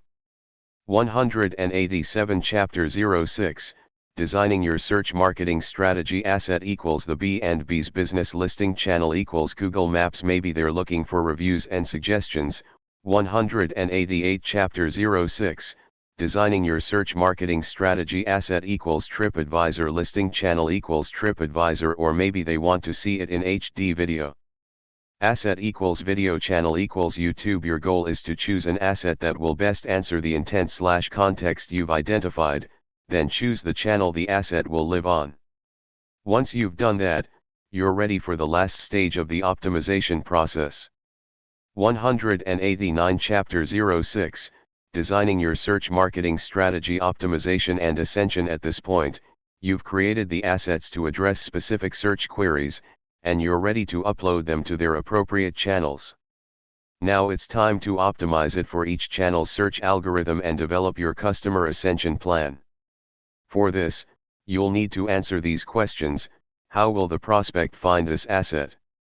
What is the next step in the customer journey? Traffic isn't your end goal, remember. Your ultimate goal is to create leads and sales. So you always need to tell visitors what their next step is, and those directions need to be built into the asset. Let's look at some examples. We'll start with our vegetable garden search. Notice in this image that the asset is a blog post and its title tag is optimized for Google. 190 Chapter 06, Designing Your Search Marketing Strategy. The asset is a blog post, and the title is optimized for Google. Want to learn more on page optimization for blog posts? Read How to Do On-Page SEO in WordPress. If we click through to that blog post, we can clearly see the ascension path. 191 Chapter 06, Designing Your Search Marketing Strategy. Visitors can easily identify their next step. Notice the button embedded within the content and the product offers in the sidebar. Clearly, this site has developed an ascension path that looks something like this: Google search blog post shop purchase 192 chapter 06, designing your search marketing strategy. They aren't merely optimizing for search traffic. They're optimizing for sales. That's what you want to do as well: pull traffic in and convert it. And here's how you can get started now. Go onto Google Analytics and find the pages on your site that get the most traffic. Think about the logical next step for the traffic on those pages. Put a call to action, CTA, somewhere on the page leading visitors to that next step. This is what search marketing is all about. It's organic, so it's free money. And all you need to do is put an ascension path on your high traffic pages. It's the same on YouTube. In this example, the video title is optimized for the keyword, save money on groceries. 193 chapter 06, designing your search marketing strategy, keyword being optimized for, save money on groceries. You can see the ascension path is both in the video and under it. Within the video are links to a fat-burning workout product. Below the video is a link to her new book. 194 chapter 06, designing your search marketing strategy. Ascension path tells viewers what to do next. Most SEO training focuses solely on traffic. The goal is primarily to rank at the top of Google. But as you can see, people are searching for information in multiple channels, so there's no reason to limit yourself. If ranking on page 1 for Google isn't possible, ranking number 1 in Pinterest or YouTube might be a better option. And traffic isn't the end goal. Conversions are. So think beyond traffic. Clearly promote your ascension path within your assets, spelling out what they should do after consuming your content. 195 chapter 06, designing your search marketing strategy. Now let's look at the entire process, from start to finish. The 6-part system in action. Let's assume I'm Home Depot and want to create some YouTube videos targeting the keyword, tile my bathroom. I start by identifying the intent and context around that search query. Keyword equals tile my bathroom, intent equals to tile my bathroom, context equals my wife hates the old tile in our bathroom. 196 chapter 06, designing your search marketing strategy. Asset equals video on how to tile your floor. 197 chapter 06, designing your search marketing strategy. Channel equals YouTube. 198 chapter 06, designing your search marketing strategy. Optimization equals use the intent-based keyword in the title and description, basic YouTube SEO. 199 chapter 06, designing your search marketing strategy. Ascension equals leverage YouTube's built-in ascension paths. As you can see, this isn't hard. In fact, it gives you a logical workflow that will help you create better content that meets the real needs of your best customers. You simply need to figure out what you want to rank for, look at the top ranking content, and create something better. Then optimize and create your ascension path. Now let's look at the lingo used by search marketers. 200 chapter 06, designing your search marketing strategy. The lingo: how does a search marketer talk? What are the terms you need to know as an SEO? These 4 terms will give you a solid foundation for talking about search marketing. Technical SEO. Technical SEO is about optimizing the structure and code of a website so search engines can find, understand, and send traffic to that site. This is a smart focus if you're technically minded. Technical SEOs are skilled at tweaking code, setting up servers, and finding the technical issues that keep a search engine spider from understanding what your site's about. When are technical SEOs called in? Most websites use a good content management system like WordPress or Shopify. Both are built with solid technical SEO in place, so right out of the box, their technical SEO will be good. But as a site gets bigger, especially if more than one person can make changes to the site, it's almost guaranteed it will develop technical SEO problems at some point. Site hacks are another issue that technical SEOs can help with. Google won't send you traffic if your site gets hacked, and they'll put you in the penalty box until the issue gets resolved. That's just two scenarios, but there are countless technical issues that can keep your site from performing well in search engines. That's why technical SEO is so important. When you remove the tech problem, your search position can get an immediate boost. Intent: a person's goal when typing a search query on the web. What information are they looking for? What are they hoping to achieve with that information? If you know your customer's intent, you'll be able to find the keywords that are most relevant to your business. Make a list of the reasons people might buy. 201 Chapter 06, Designing Your Search Marketing Strategy. Those are your top keywords. Asset: the content produced to satisfy the intent of a customer or prospect. It may include blog posts, product pages, social media profiles, podcasts, videos, and more. Once you know the intent of a customer's search, you need to design an asset to satisfy that intent. Channel: the digital home of an asset designed to meet the intent of a customer or prospect. Assets might live on a website or blog, but they may also live on large content hubs like Amazon, Pinterest, iTunes, and TripAdvisor. Metrics: what are the metrics that will help you track and improve your search marketing? Here are 4 to start with. Traffic by channel report in Google Analytics. This is the first report we typically look at when we get access to a site. It tells you a lot at a high level. Where are we hurting? Are your traffic sources relatively balanced, or does traffic come from just 1 or 2 channels? 202 Chapter 06, Designing Your Search Marketing Strategy. When sites don't do search marketing, their traffic tends to come from direct or email.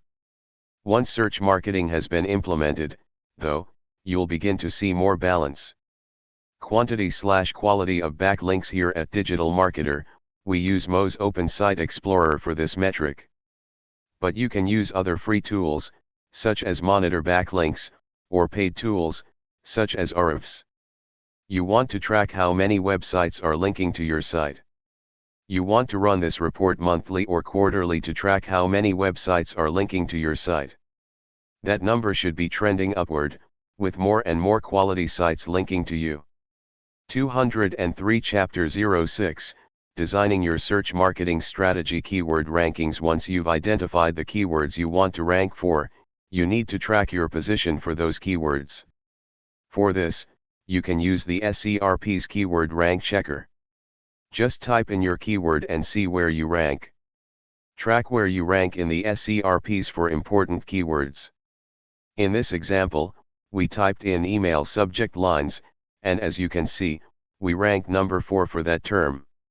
You can also see who's outranking you. To make your page rank better, review their content and update yours to be 10x better.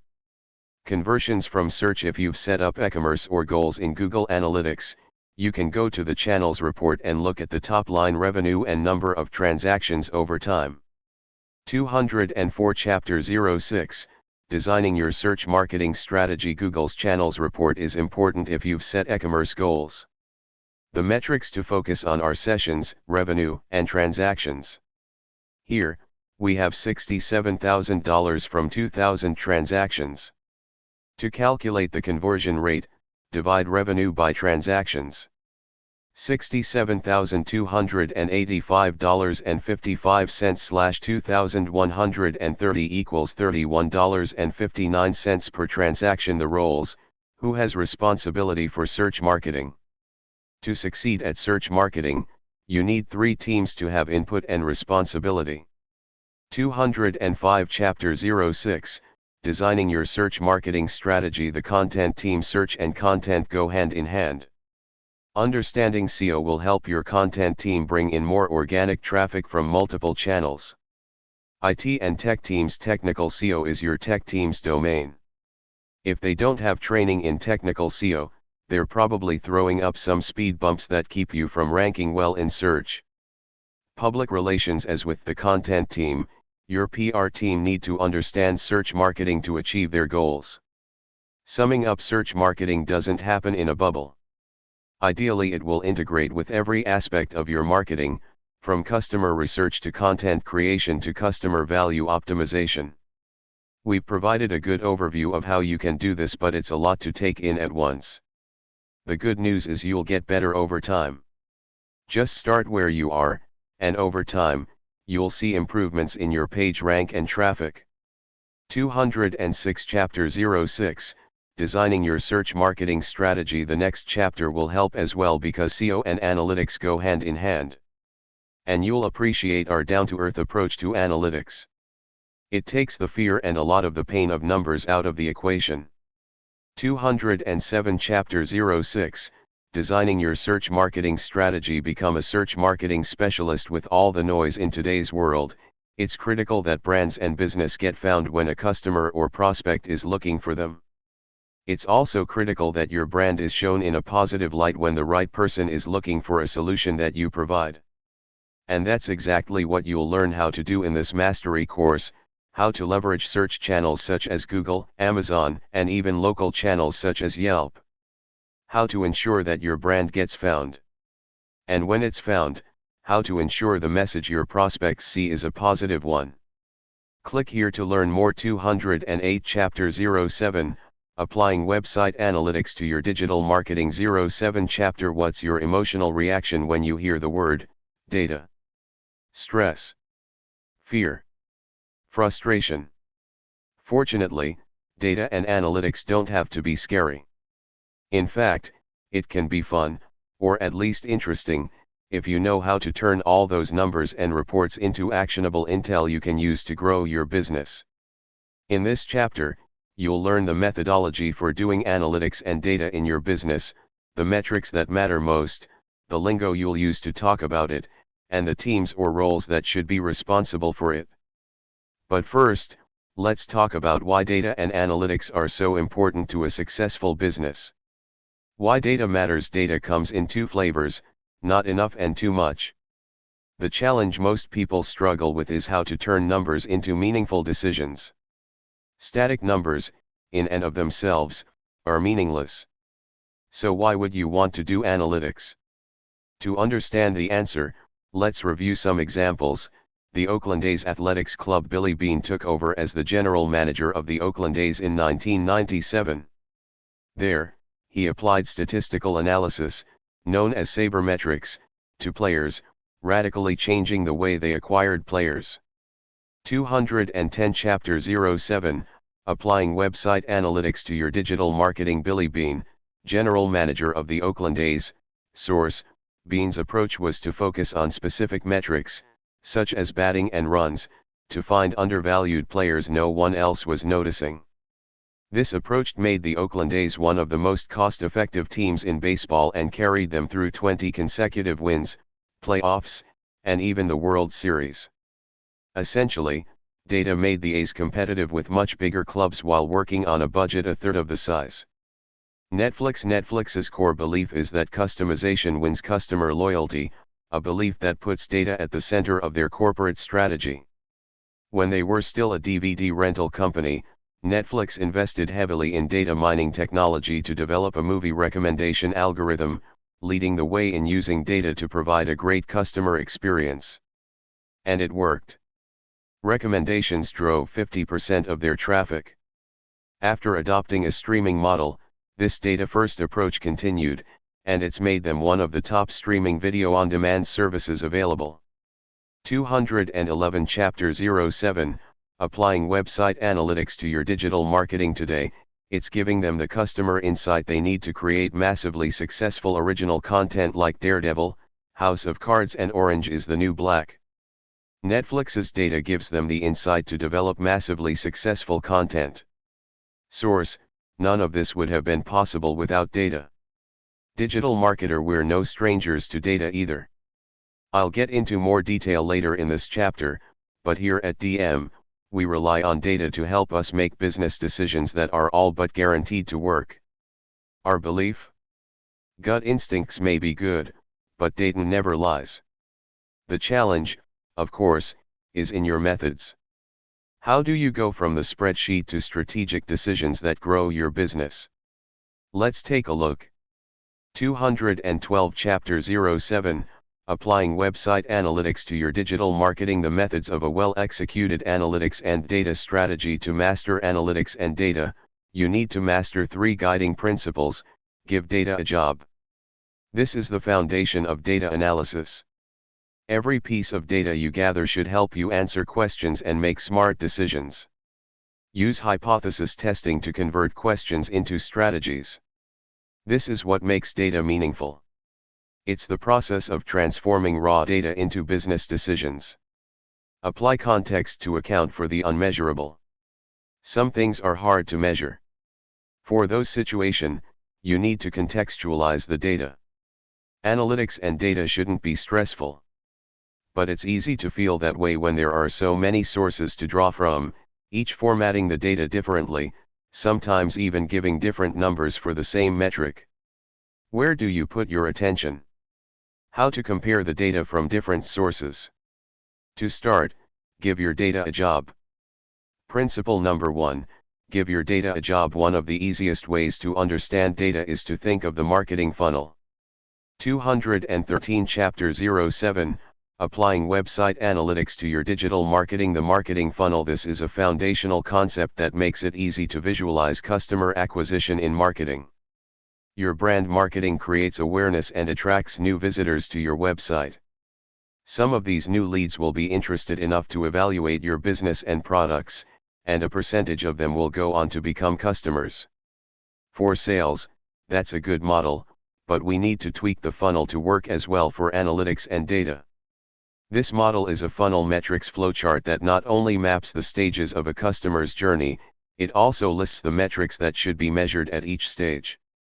214 Chapter 07, Applying Website Analytics to Your Digital Marketing Funnel Metrics Flowchart. With this approach, we use the same 3 phases of the funnel but rename them like this.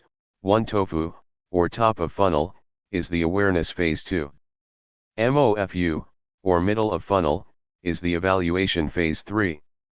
BOFU, or bottom of funnel, is the conversion phase. 215 Chapter 07, Applying Website Analytics to Your Digital Marketing. But we don't want to stop there. We also need to measure what happens after someone becomes a customer. So we add one more stage, the post-conversion phase, which focuses on how customers can be turned into repeat customers, lifetime subscribers, and advocates for your business. This is how you give your data a job. You don't look at all your data at once. You assign different metrics to each stage of the funnel. Rather than measuring your business's health only by its bottom line numbers, you measure its health at every phase, identifying leaks in your funnel, finding strategic ways to plug them up, and making it easier to convert. To begin, let's identify the funnel metrics you need for each stage of your customer's journey. Categorizing data by the stage of the funnel. TOFU, top of funnel, your goal for this stage. New visitors. Top of the funnel metrics. The key question when choosing metrics for this stage is this: does this metric give me insight into brand new visitors? 216 Chapter 07, Applying Website Analytics to Your Digital Marketing. A good example of a TOFU metric, direct new visitors. Direct new visitors is the number of people who are typing your website URL directly into Google. It can measure the effectiveness of online and offline advertising. If you've been running awareness ads, you should see spikes from people trying to learn more about you. If you have billboards that include your URL, you should see a spike in the geo area surrounding the billboard as they visit your site. MOFU, middle of funnel, your goal at this stage? Converting new visitors into leads. Middle of the funnel metrics. 217 Chapter 07, Applying Website Analytics to Your Digital Marketing. Your guiding question when deciding whether a metric is right for the middle of the funnel is this: does this metric give me insight into how well I'm getting visitors to commit? Commitment can be defined as people subscribing, people filling out a web form, people following you in social media. It's about people giving you permission to reach out to them and offer more value. A good example of a MOFU metric, CTA clicks. If you have a blog post with a banner to learn more about one of your products, You need to know how many clicks that banner is getting and what percentage of your blog visitors are clicking so you can evaluate how well your content is converting visitors into leads. BOFU, bottom of funnel, your goal? Converting prospects into customers. 218 Chapter 07, Applying Website Analytics to Your Digital Marketing. Bottom of the funnel metrics. Your guiding question when choosing metrics for this stage: does this metric give me insight into how well prospects convert into customers? This stage is especially important because, once someone buys something from you, even something small and inexpensive, the likelihood that they'll buy again increases tenfold, and their willingness to invest in the relationship significantly increases. And good example of a BOFU metric: conversion percentage. How many people clicked or purchased from a brand communication? This tells you which offers are working and what kind of offers you should make to new customers. 219 Chapter 07, Applying Website Analytics to Your Digital Marketing. Retention and monetization. After conversion, your goal for this stage: customer satisfaction. You want to increase membership, traffic ROI, retention, and customer lifetime value. Post-conversion metrics. The guiding question when looking at post-conversion metrics: does this metric give me insight into how satisfied our customers are? You're looking for metrics that describe real results from using your product. Something like this: post-sale metrics give you insight into customer satisfaction. 220 Chapter 07, Applying Website Analytics to Your Digital Marketing. This data isn't waiting for you on Google, so it's harder to come by, but satisfied customers are usually willing to share them. Here at DM, we look for positive reviews from people in our membership area. That tells us how well we're helping people reach their goals. Keep in mind, these aren't vanity metrics. They help us know what it takes to keep people in DM Lab and encourage them tell their friends about the lab. Example of a post-conversion: the members on/off report. This report tracks how many people we're adding to a subscription product, how many people we're losing, and how we're losing them. These metrics tell us how healthy the product is, and when they're combined with other reports, we can see the things we do that drive cancellations or boost membership. This information is critical for a membership product because member retention drives profits.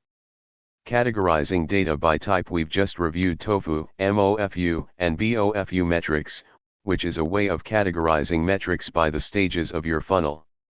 But there's another ways to categorize metrics, and that's by the type of information they provide.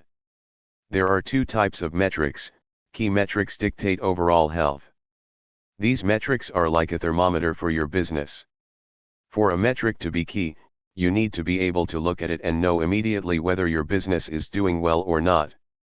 221 Chapter 07, Applying Website Analytics to Your Digital Marketing. Drill down metrics answer big questions.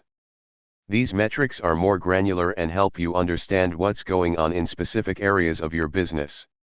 Typically, you use both types of metrics together, not one or the other. If key metrics tell you things are going well, you use drill down metrics to help you understand why, so you can replicate your success.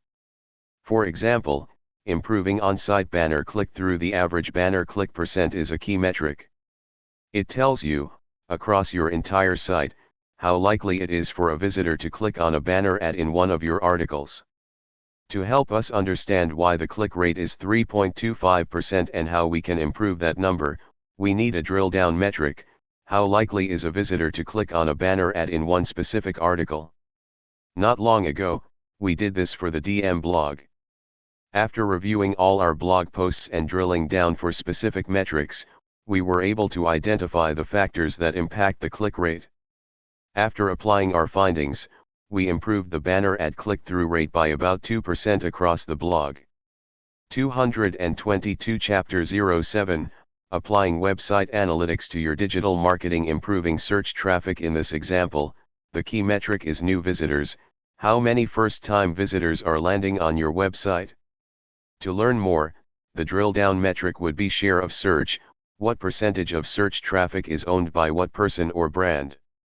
Here, you'd compare how much search traffic you're getting for a keyword to how much your competitors are getting from that same keyword.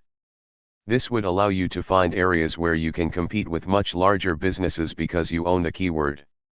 Alternatively, it will tell you which keywords you need to put some work into. Improving e-commerce 223 Chapter 07, Applying Website Analytics to Your Digital Marketing, and in this example, the key metric is average order value. To drill down, you'd need to look at actual orders. You want to know where the bulk of the revenue from your average order value is coming from.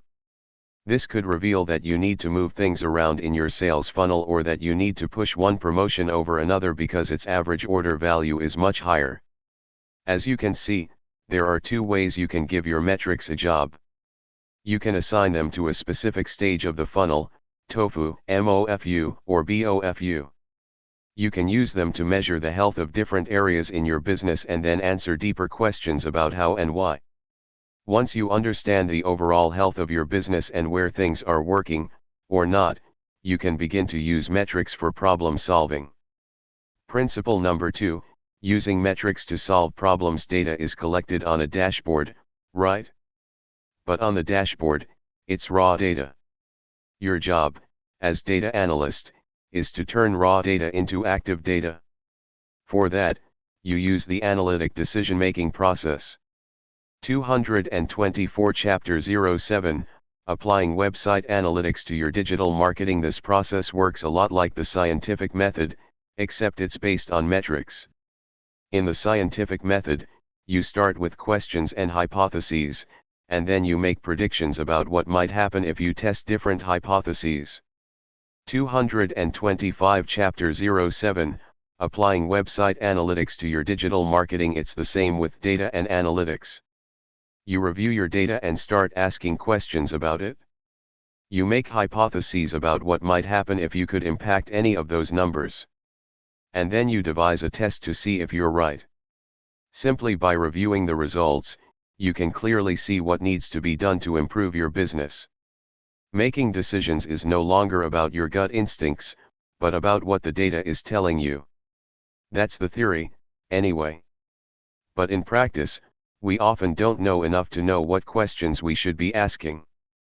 In those situations, it often helps to take another data dive. Reviewing key metrics to inspire questions. When you don't know enough to know what you should be asking, your metrics will often give you the insight you need. Step 1. Start by reviewing your key metrics. Identify the places where your performance is better than expected or, perhaps, trending downward. In many cases, this will inspire questions. This blog post's traffic is double most other blog posts. What made it perform better? We're getting new subscribers every day, but our total subscriptions are staying the same. What's happening? Where are we losing subscribers? Why? Every time writer SM writes a blog post, traffic and shares are higher than normal. What makes her blog posts better than anyone else's? As an example, when reviewing the members on/off report for the Digital Marketer Lab, we saw some weird inconsistencies in the members added column. 226 Chapter 07, Applying Website Analytics to Your Digital Marketing. The members on/off report for Digital Marketer Lab. Some weeks, we'd add 131, 112, or 106 new members. In other weeks, we'd only add 11 or 21. After seeing these numbers, some questions sprang to mind. What's causing these spikes in subscriber conversions? What's causing these periods of lower conversion? Step 2. Generate a hypothesis about what's happening. Make some predictions about what's going on. For our members added inconsistency, we made 3 guesses. The $1 trial is a better offer because it converts more visitors for all traffic sources. The $1 trial churn is higher than that of full pay members, meaning it doesn't contribute to our goal of growing the lab. People keep restarting the $1 trial offer after their time expires, inflating conversion percentages. Hint: don't settle for just one hypothesis. It's best to consider multiple explanations, ideally 5 to 7 hypotheses, and test them all. Otherwise you limit your ability to learn what's going on. 227 Chapter 07, Applying Website Analytics to Your Digital Marketing. You see, in most cases, there isn't just one reason for the issue you're seeing. Several factors may contribute to the success or failure you want to understand. The more hypotheses you have, the better your chances of isolating all the factors involved. Step 3. Use drill-down metrics to test hypotheses. For this, you'll use more detailed, granular data to figure out what's causing the issue you're trying to understand. This data isn't usually reviewed on a daily basis, but it exists, and you know where to find it. It's also the data that helps you answer these kinds of questions. For this particular question, we used cohort analyses to test our 3 hypotheses. We developed 7 cohorts, or different ways you could group the people in DM Lab, including cancellation date, average percentage paid, how long they were active, and more.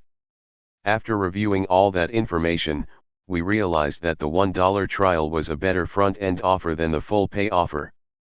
Step 4. Take action based on your findings.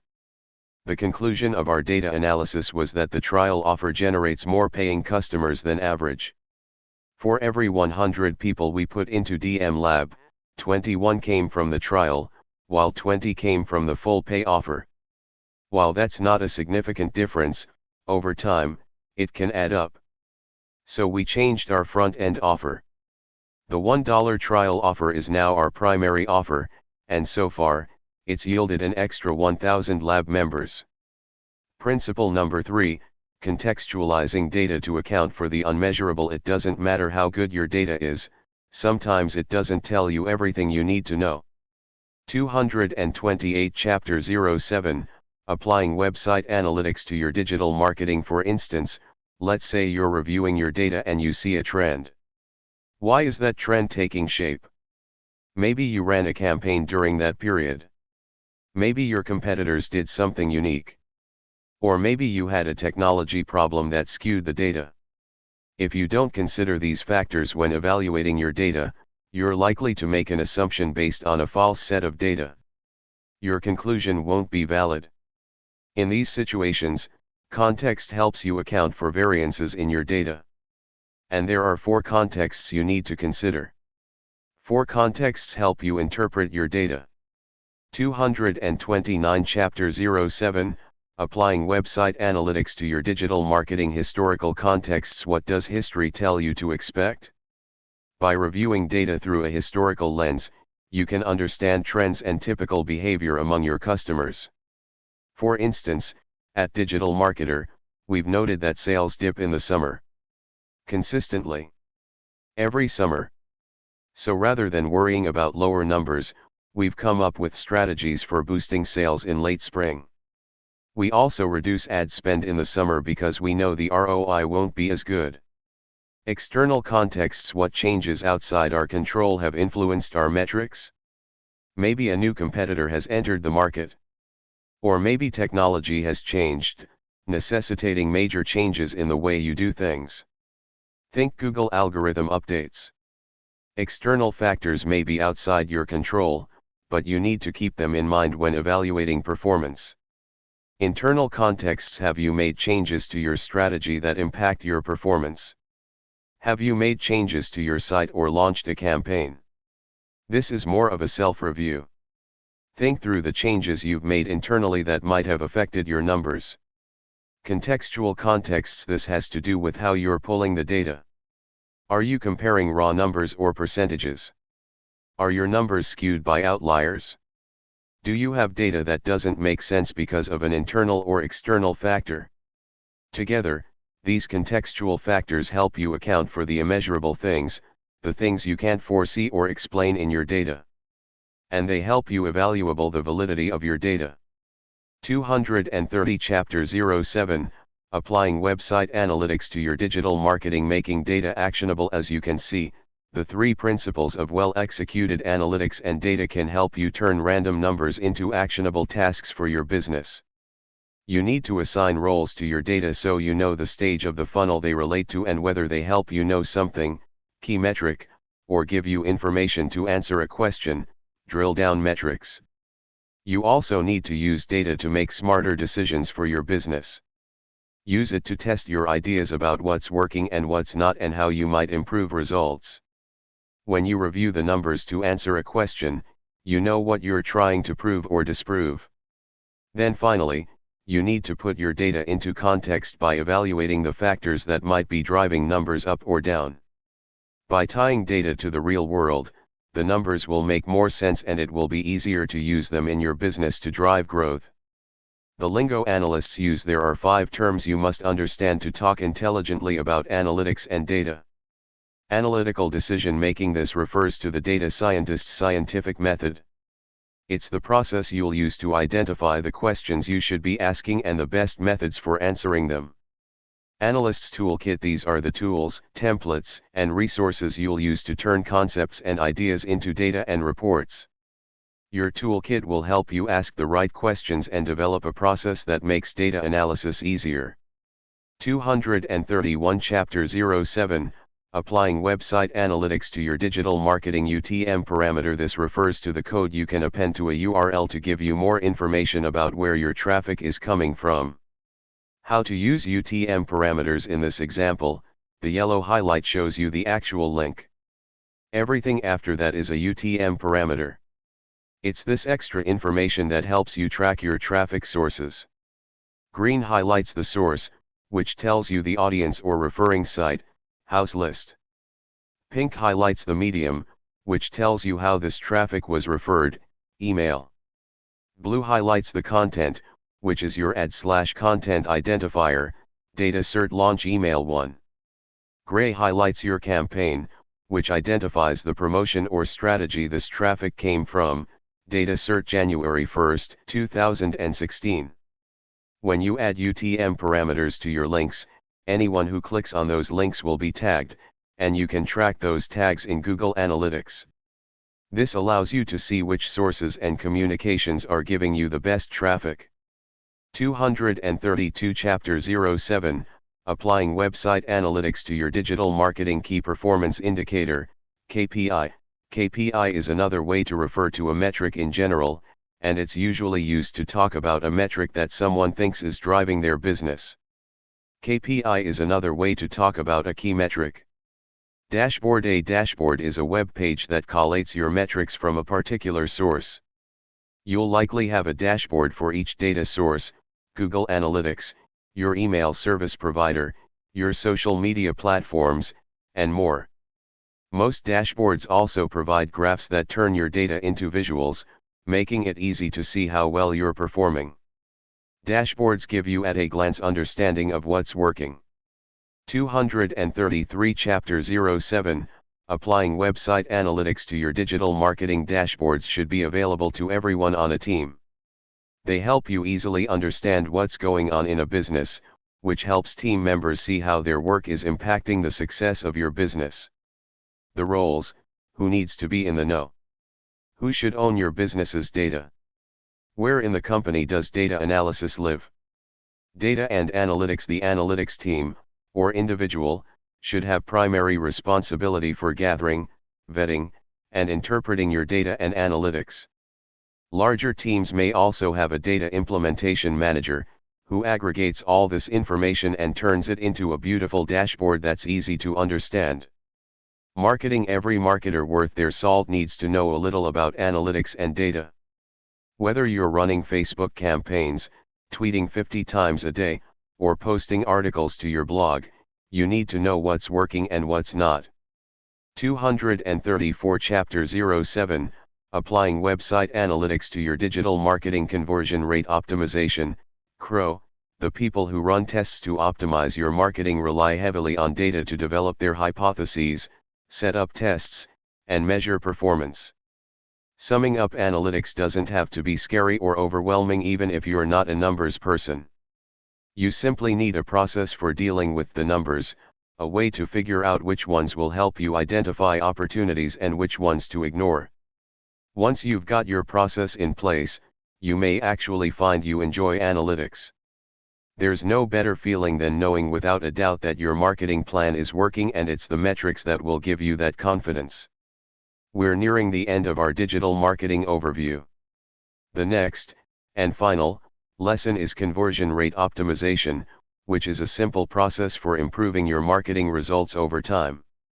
Honestly, conversion rate optimization, or CRO, as it's often called, is the secret sauce for your digital marketing strategy, and you'll love how it focuses your energy on the tasks that matter most.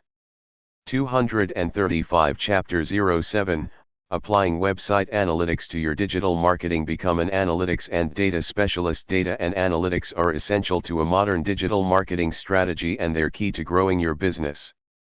To succeed today, you need to master the 3 principles covered in this chapter and develop an effective process for organizing all your data, evaluating it, and turning it into smart business decisions. Digital Marketers Analytics and Data Specialist Mastery course gives you the training you need to build a complete analytics dashboard that reveals the overall health of your company in one glance. Turn raw numbers into meaningful action, using an 8-step flowchart that guides you step by step through the process. Identify the traffic sources that are most valuable to your business, so you get the best possible ROI from your marketing. Click here to learn more. 236 Chapter 08, Leveraging Conversion Rate Optimization to Drive Growth. 08 Chapter. You know what's sad? Only a fifth of businesses are satisfied with their conversion rates. 1/5. Which is why smart businesses are making conversion rate optimization, CRO, an integral part of their digital marketing strategy. But conversion rate optimization is a bit of a misnomer. Conversion doesn't just mean a sale. It's whatever you define it to be. And unless you define what you mean by conversion, you can't improve the experience. Here's the bottom line: if you want to improve your conversion rates, you must learn to articulate things better and improve the experience so people can perform the action you're asking them to take. In this guide, we've covered the foundations of an effective digital marketing strategy, everything from content and advertising to social media and email marketing to SEO and analytics. But to succeed as a digital marketer, you also need to know how to optimize your marketing over time, making small tweaks that can turn 1% returns into 10% or even higher returns. In this chapter, we'll help you do just that. We'll talk about the optimization methodology, a repeatable process you can go through to improve results on your website. We'll also cover the lingo you need to know as an optimizer, the metrics you need to be measuring, and the roles within your organization that will be responsible for it.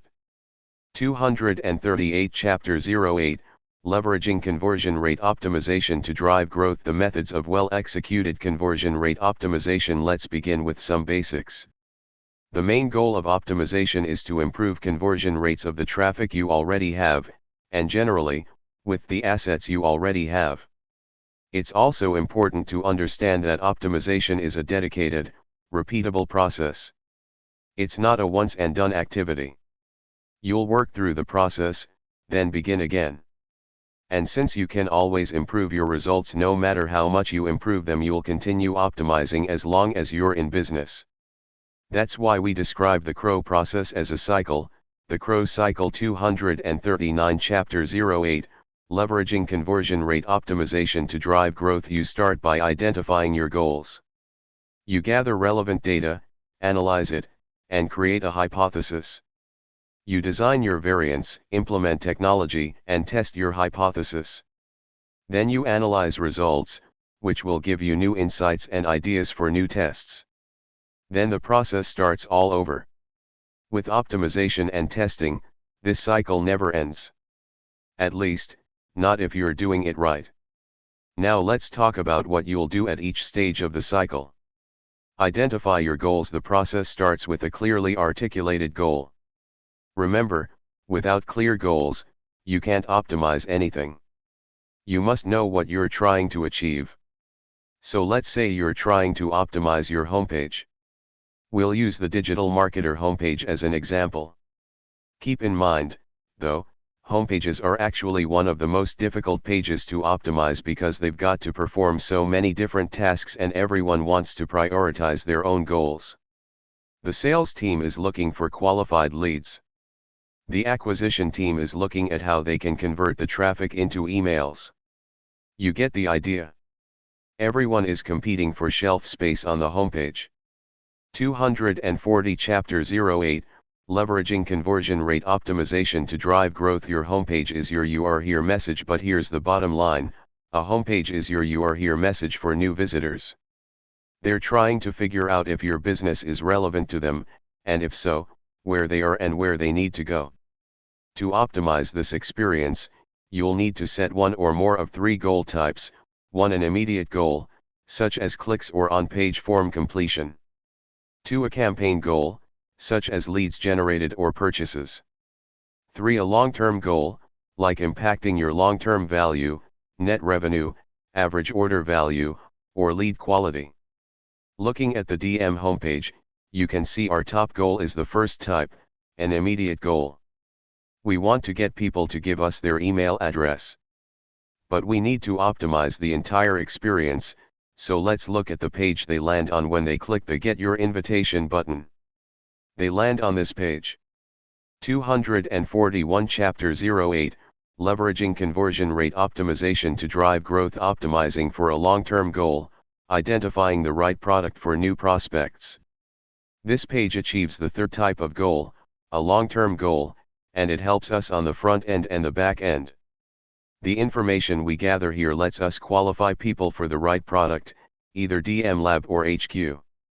For us, this is important because it helps us gauge the quality of the leads we're generating, and it helps us drive new subscribers to the product that's best for them. Gather data. Once you've set your goal, you need to set a baseline for your metrics. For each, log your current number, your aspiring number, the number you're aiming for, and your user data. Gather that data prior to making any assumptions. Which brings us to rule number 1 for optimizers: leave all assumptions at the door. 242 Chapter 08, Leveraging Conversion Rate Optimization to Drive Growth. You and everyone else in your business have ideas about what works, what doesn't work, what your visitors are looking for, and more. But those ideas are merely assumptions. You must never make decisions based on assumptions. Test your ideas, and let your visitors tell you what works for them. So where do you get your data? For site metrics, go to Google Analytics. For user behavior metrics, use a tool like TrueConversion. For customer and email data, use the data provided by your email service, ConvertKit, Infusionsoft, Augur, etc. For payment data, look at your payment processor, Stripe, PayPal, etc. Different types of data are shared in reports like this one from Google Analytics, which tells you about the traffic on the page you're trying to optimize. Google Analytics is a good source for data. 243 Chapter 08, Leveraging Conversion Rate Optimization to Drive Growth. User behavior reports might look like this one from TrueConversion. It shows us where people are clicking when they're on the page, uncovering areas where we could improve the user experience. TrueConversion behavior reports tell you where people are clicking on the page. Analyze data. The key to Crow success is to use relevant data, which you just gathered, to develop meaningful optimization campaigns. Review your numbers and ask yourself questions like these: what's my conversion rate? And is it acceptable? Use analytics or CRM data to find the answers. What's hurting my conversion rate? Use the user behavior data to figure this out. 244 Chapter 08, Leveraging Conversion Rate Optimization to Drive Growth. How or why is it hurting my conversion rate? To answer this question, you'll move to the next step in the Crow process and develop a hypothesis. Develop hypotheses. This is where all optimization begins. If you don't have a hypothesis, you can't optimize because you don't know what you're trying to improve. At this stage of the process, you have your data and you've identified the elements that are likely hurting your conversion rates. Now you need to make some guesses about how you could fix the issue you've identified. How do you make a hypothesis? It's as simple as creating a statement containing these three elements: 1. The change or approach you plan to test. 2. Who you're targeting with this change. 3. The outcome you expect to see. The format should be something like this: we believe that doing 1 for 2 will make 3 happen. Notice that your hypothesis is about your intent. You need to be very precise about the outcome you're aiming for. You also need to be sure it's something you can measure and will improve your results in a specific way. Design variants. You'll use your new hypothesis, along with your data, to create the variations you're going to test. Keep in mind, testing takes time, not just to create set up the tests, but to run them. 245 Chapter 08, Leveraging Conversion Rate Optimization to Drive Growth. And while there's no limit to the number of tests you can run on a site at any given time, if your site doesn't get a lot of traffic, you'll need to limit the number of tests you run. It simply takes too long to run a test and get valid results if your site is small. That being the case, if you don't get a lot of traffic, plan to run no more than about 29 tests per year. Which means you need to pick the right tests to run. You'll need to hone your ability to identify and justify the page you want to optimize. Here's a typical timetable for setting up and running a test. Typical timetable for CRO tests. Notice step 6 is to monitor your test. Once a test is running, you want to monitor it carefully on the first day it's live. In particular, look for anything that's broken or isn't working as planned. If you've designed a simple test and nothing's broken, it will take 9 to 11 days to get it up and running. But hiccups happen, so be prepared for tech issues and other glitches that could add a few days to this timetable. 246 Chapter 08, Leveraging Conversion Rate Optimization to Drive Growth. Now let's look at how that might play out in real-life testing situations. Changing the button copy. This test is brain dead simple. It only involves a few copy changes, which means it could be set up quickly. But it's not very meaningful, and it's not scalable at all. What you learn from this test won't impact other tests in a significant way. Testing the button copy. New tripwire control page. This test, for the digital marketer site, is a lot more complicated. Because it's a major redesign, it will take longer to set up and to implement. But we'll learn a lot more, and our findings can be applied across our other tripwire pages, so it's very scalable. 247 Chapter 08, Leveraging Conversion Rate Optimization to Drive Growth. Testing a page redesign tip. For a complicated test like this one, you'll want to create a mock-up, then build it in a landing page builder. Once your variant has been tested and proved, you'll then want to scale it across all similar offers, so the results you gained from this test can be applied to all related pages. In this case, it took a month to do that. Implement testing technology. Once your variant is made, you want to implement all the necessary technology to make the changes you're testing. 248 Chapter 08, Leveraging Conversion Rate Optimization to Drive Growth. You can't do this without the right technology. You're going to need some tools like Visual Website Optimizer, Google Analytics, and True Conversion. Run your test. It's as important to know when and when not to run a test. For that, you need to qualify your test. First, ask yourself, can you run the test? The length of your test depends on the number of variants being tested and your conversion/day. Every test should run until it achieves statistical relevance, otherwise you can't trust the results of your test. But the length of time it takes to reach statistical relevance depends on the number of variants you're testing and the number of conversions you have per day. What is statistical relevance? It's how you mathematically prove that your test's outcome is reliable. If you end a test too early, you won't have enough data from the test to verify that your hypothesis was true. It might not be, and if you had run the test longer, the numbers would have proven it.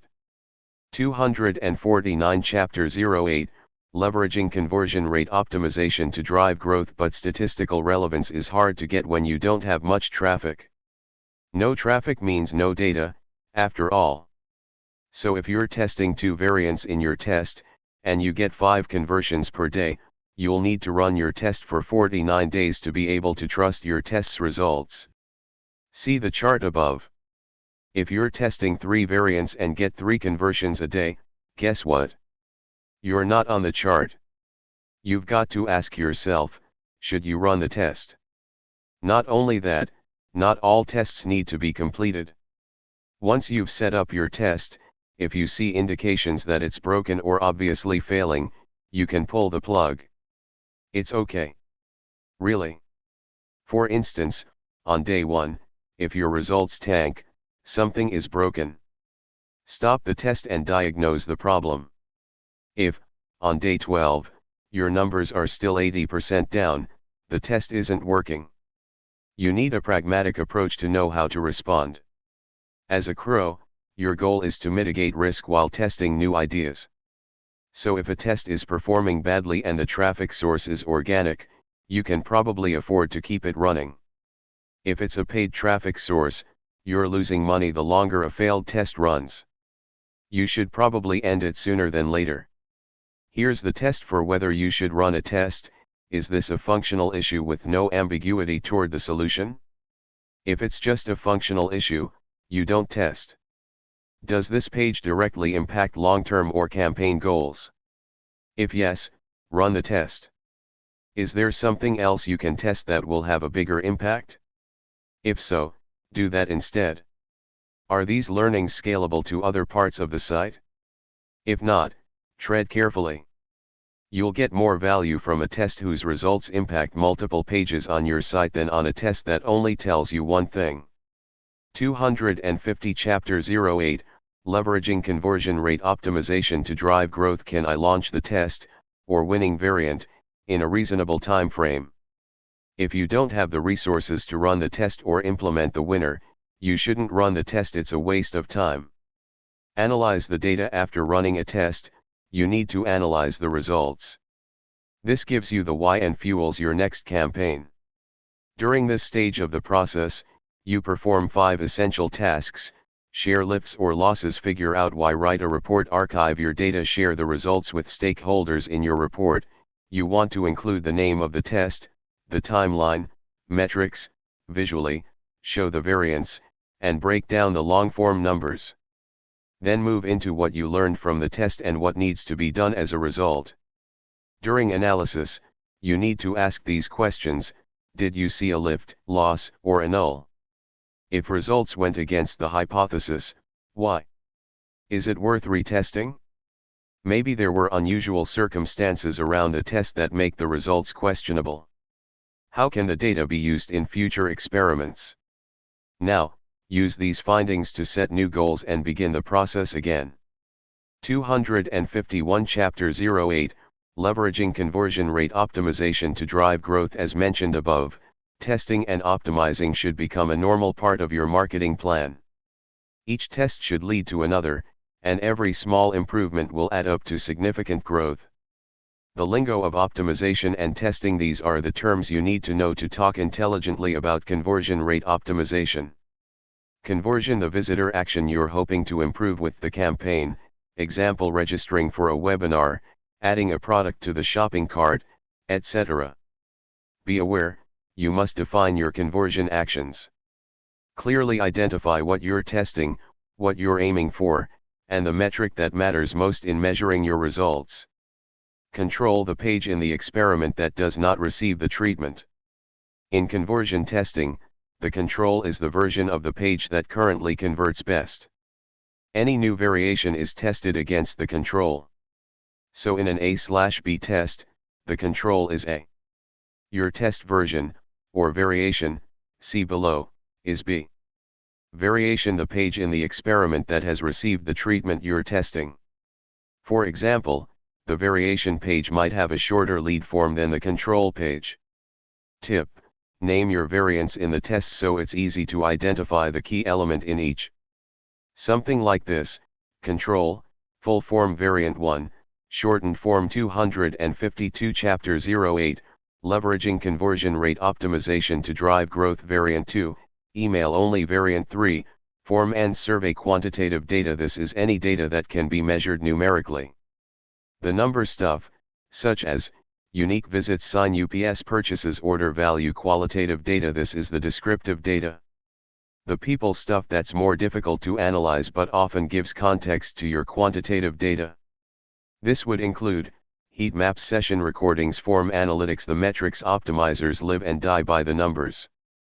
So what are the numbers that matter most when you're testing? Conversion rate. This is calculated by dividing the number of conversion, whatever you defined, by the total number of visitors to the page you're testing. 253 Chapter 08, Leveraging Conversion Rate Optimization to Drive Growth. For example, lift percentage. The percentage change between two variants, not the difference between the two numbers. To calculate lift percentage, use this formula. In this case, while the difference is 1%, the lift percentage is 10%. Confidence rate. Technically speaking, this is the percentage of instances that a set of similarly constructed tests will capture the true mean, accuracy, of the system being tested within a specified range of values around the measured accuracy value of each test. In layman's terms, you're trying to avoid false positives. So the confidence rate shows how sure you are that your test is accurate. For instance, let's say your confidence rate is 95%. That would indicate that if you were to run the campaign 100 times, 95 of the tests would show your variant a winner. 254 Chapter 08, Leveraging Conversion Rate Optimization to Drive Growth. A common mistake is to interpret this as the odds of you getting your same results. As if a 95% confidence rate meant there's a 95% chance you'll get the same results from another test. We're not talking odds. We're calculating the accuracy. In every test, you'll see slight differences. The confidence rate indicates you'll see difference but not the degree of difference. Conversion range. Conversion rate is a misnomer. It makes it sound like your tests will give you one precise number that you can call the conversion rate. In reality, expect to see conversions within a range, not as a precise number. So 30.86% to 36.38%, with 33.59 as the mean. The conversion rate, range, should not overlap as it does here. 255 Chapter 08, Leveraging Conversion Rate Optimization to Drive Growth. Notice that the two tests overlap slightly. Your goal is to break the overlap, so your winning variant is a clear winner. The roles: who on your team owns Crow? These are the three roles that typically have responsibility for optimization and testing. Acquisition: anyone responsible for acquiring new leads and customers should know how to optimize for more conversions. Even when this role doesn't do the actual optimization, they need to be able to identify whether lower than expected results are from poor targeting or on-page issues. Marketing: every marketing professional should understand the strategy behind conversion rate optimization at every stage of the funnel. They need to understand the basics of optimization, at the very least, so they can identify the source of whatever issues arise, whether they're a problem with optimization, acquisition, or qualifying. 256 Chapter 08, Leveraging Conversion Rate Optimization to Drive Growth. IT/web developer or designer. Conversion rate optimization often has technical elements that require the assistance of the tech team members who build web pages. Be sure these people know what your tests are about. Sometimes, the changes you're asking for aren't best practice from a designer's point of view, and it helps them to understand what they're creating and why. Also, if you're using optimization tools that allow you to make changes on your own, give all stakeholders a heads up about your test. Otherwise, they'll see the changes on the website and wonder why the approved language or design has been changed. Bottom line: if you don't want to be one of the marketers who are unhappy with their conversion rates, you've got to change your approach to digital marketing. You can't just wing it and expect to see results. The only way to raise your conversion rates is to begin testing and optimizing. These aren't once and done activities, either. They need to become part of your business culture if you're serious about growing your business. Which brings us full circle. We created the ultimate guide to digital marketing to help you understand the tactics that you need to master to succeed as a digital marketer. So what's next? Click through to the final chapter, and we'll give you your next steps. Asterisk note: the study revealing that 4 out of 5 businesses are dissatisfied with their conversion rates can be found at a consultancy. 257 Chapter 08, Leveraging Conversion Rate Optimization to Drive Growth. Become an optimization and testing specialist with Digital Marketers Optimization Specialist Training. You'll learn the skills covered in this chapter and more. The critical pages that need immediate optimization. In most cases, the well-performing pages would perform even better with a little optimization. The 3 crucial factors for prioritizing your optimization campaigns. The 3 most effective tools for collecting user data, and how to use them.